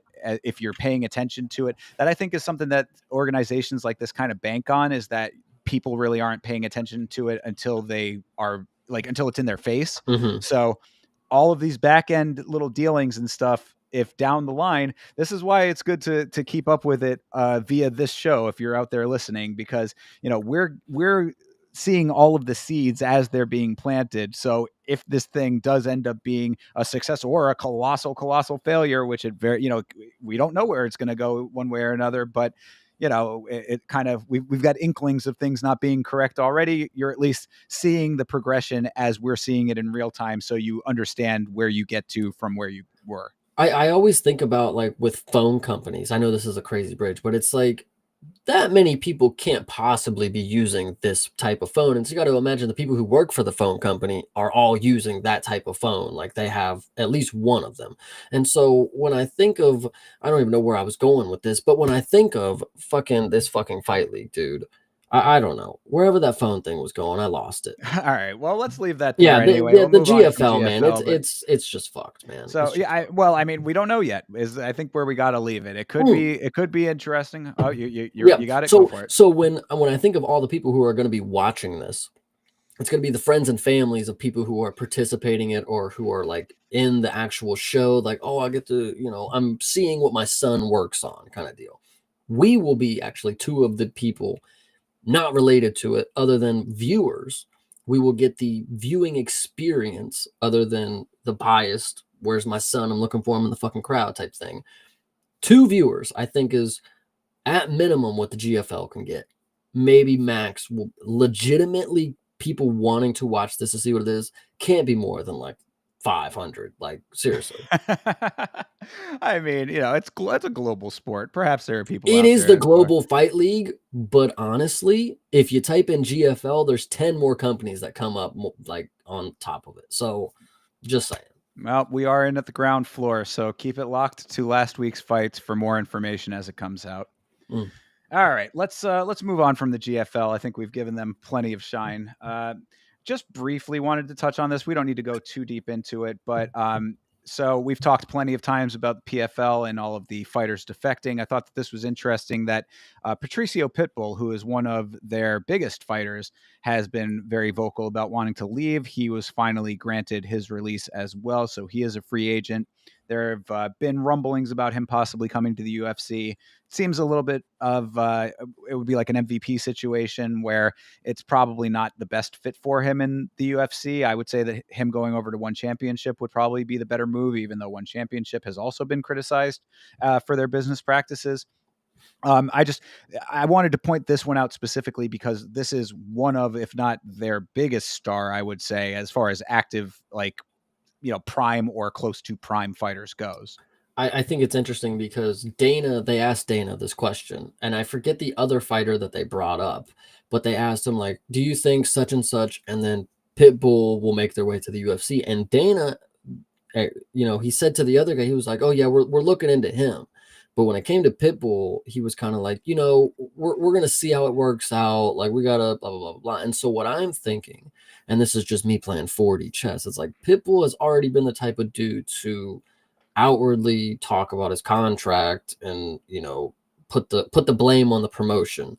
Maybe Dana just doesn't want to, at least not right now. Let's play the field and not take on a person who's going to talk about how shitty we pay him, if that's, whatever. And that very well could be, but I mean, really, I think that in that line of thinking, it's an interesting spot in general because you had all of these fighters who are very vocal about how they were treated in this organization specifically. But if they don't have anywhere else to go, then what options do they have? You know what I mean? Hmm. So you kind of shoot yourself in the foot a little bit in that regard. It's like, do you want to fight at all? I mean, taking one fight if you're not getting as many fights as you want in the PFL could be preferable as opposed to not fighting anywhere. So it's an interesting time, and I think it just, like I said, we don't need to dwell on it too long. But I wanted to at least touch on it because, as I said, this is one of their biggest stars in this situation, and it creates this atmosphere where the PFL has had a lot of negative press surrounding them with these fighters. I did a stream about Don Davis not too long ago, and that was a big point that I drew from it was that all of the things that Don Davis was talking about as far as negatives for PFL when he posted like a thing on LinkedIn. He's very big on LinkedIn. He's very much a businessman. So he was going through all these negative things as far as like advertisers pulling out and sponsorships and things like that. I was like, the everyday fan would not know any of those inner working things if you weren't posting about it on LinkedIn. What they would know is this. They would know that the fighters whose names they know and who they potentially could be following on social media or at least hear about through the grapevine and MMA culture are very unhappy. So, I mean, your forward facing product towards the public is being tarnished very heavily by these things. And now these fighters are in an odd position because if, as you said, Dana's not looking to pick up a guy like Pitbull, who is one of their biggest stars, then now where do they go? How does the landscape change if they're defecting from one place and not able to fight in another place? And how does that look for the PFL going forward in their own capacity? It is going to be interesting. The PFL, like we said, it's going to be on some rocky roads. They just shut down the other part of their company kind of deal. So moving forward, I mean, we'll see how they take it. I mean, it seems like they have a plan, but like I said, everybody thinks they know something. Until you actually get the plan going, you find out how it's a lot harder than you believed. So Yeah. we'll see. And to that point, just to end up the PFL little portion here, I did find it interesting as well on that same stream that I was just talking about, where I was going over some of Don Davis's stuff.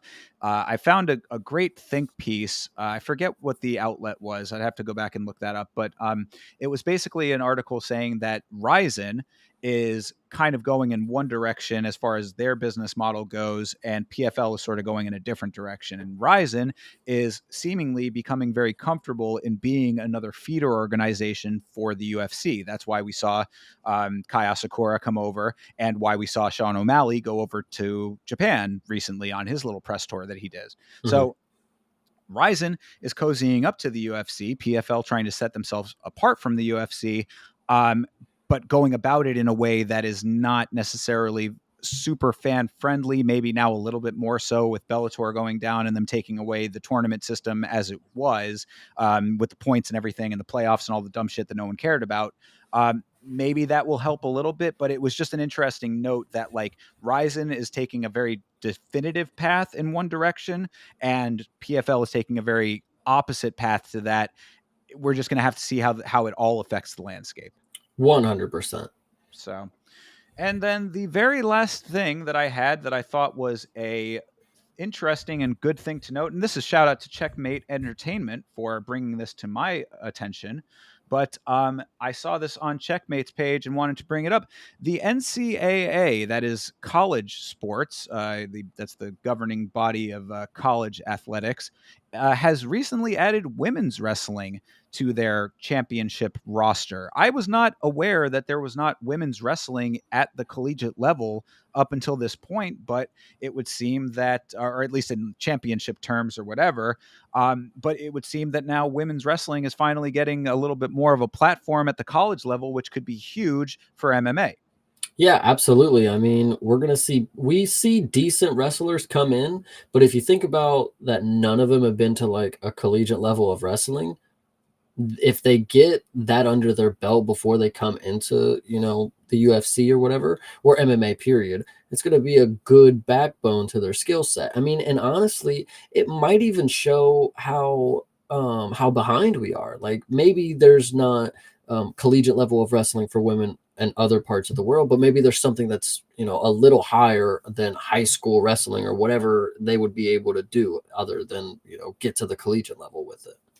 Yeah, absolutely. So, I mean, really not too much to mention about this because there's really not an overlap with MMA just yet, but something to be aware of because I think that going forward now you see these younger women fighters that are going to be coming up into the sport. If they are coming up through this system, you could be seeing a higher evolution in women's athletics in general, and of course in the UFC and other MMA organizations, which, as we were kind of going over on the stream where we broke down the women's divisions, like you really need quality talent infusions on a regular basis when it comes to the women. It's a male dominated sport. That's just kind of the nature of it. Not by any fault of any, it's not like women are intentionally being excluded anymore, but, just by the nature of what fighting sort of is culturally, like, it's going to be more skewed towards men. So to see the women kind of rising their own stocks through programs like this could be very, very beneficial. I'm listening to you. I agree, man. Yeah, so that's about it. I mean, I think that really we covered a whole hell of a lot of ground today, but that is what we got for you. So we are off. The reason that we went down this little train of thought is because we are having an off week. I did think that was a little unfortunate. Felt like we were just getting back into the swing of things, and we got another off week from UFC. So unfortunate, another little weekend to have a break from fighting if that's what you wanted. Of course, I don't think a lot of us did, but either way, we will not have fights this weekend. Are you trying to do the Karate Combat card? Is that the plan for Friday? I am definitely going to stream the Karate Combat card. I unfortunately believe that it is only 5 fights. Yeah, I think their cards are shorter. So that'll be just a short one, but I'm very excited to do that. The GFL draft, I might tune in to see what that's about. I don't think it's going to be like a live streamed program, but something to keep. Now that you're on the mailing list, I guess we'll have to keep updated on that one. So exactly. Either way, I might pop in over on Chase's stream for the Karate Combat. Perhaps we're working on some other stuff for later in the week as far as potential content stuff goes. Yama episode will be coming out this week, so keep an eye out for that. Either way, keep up with us on the social medias and on our channels to make sure that you are current with everything we got going on, because there's always something new coming out here. And for myself, I know that is youtube.com/@YamaShow. And Chase, I know you can tell them where they can find you. They can find me at youtube.com/@CPSmalls, and I will be on Twitter hanging out at Creative Parton, Partin. Absolutely. Make sure you follow my boy at Yama Show on all socials for me as well. And if you are looking to support this show, we very much appreciate the support that we already have. If you want to take that up one level, Chase has last week's fights shirts available. You can hit him up and he will get you one of those. So until next time, everybody, thanks for hanging out with us. We will be back soon. And as always, fight on.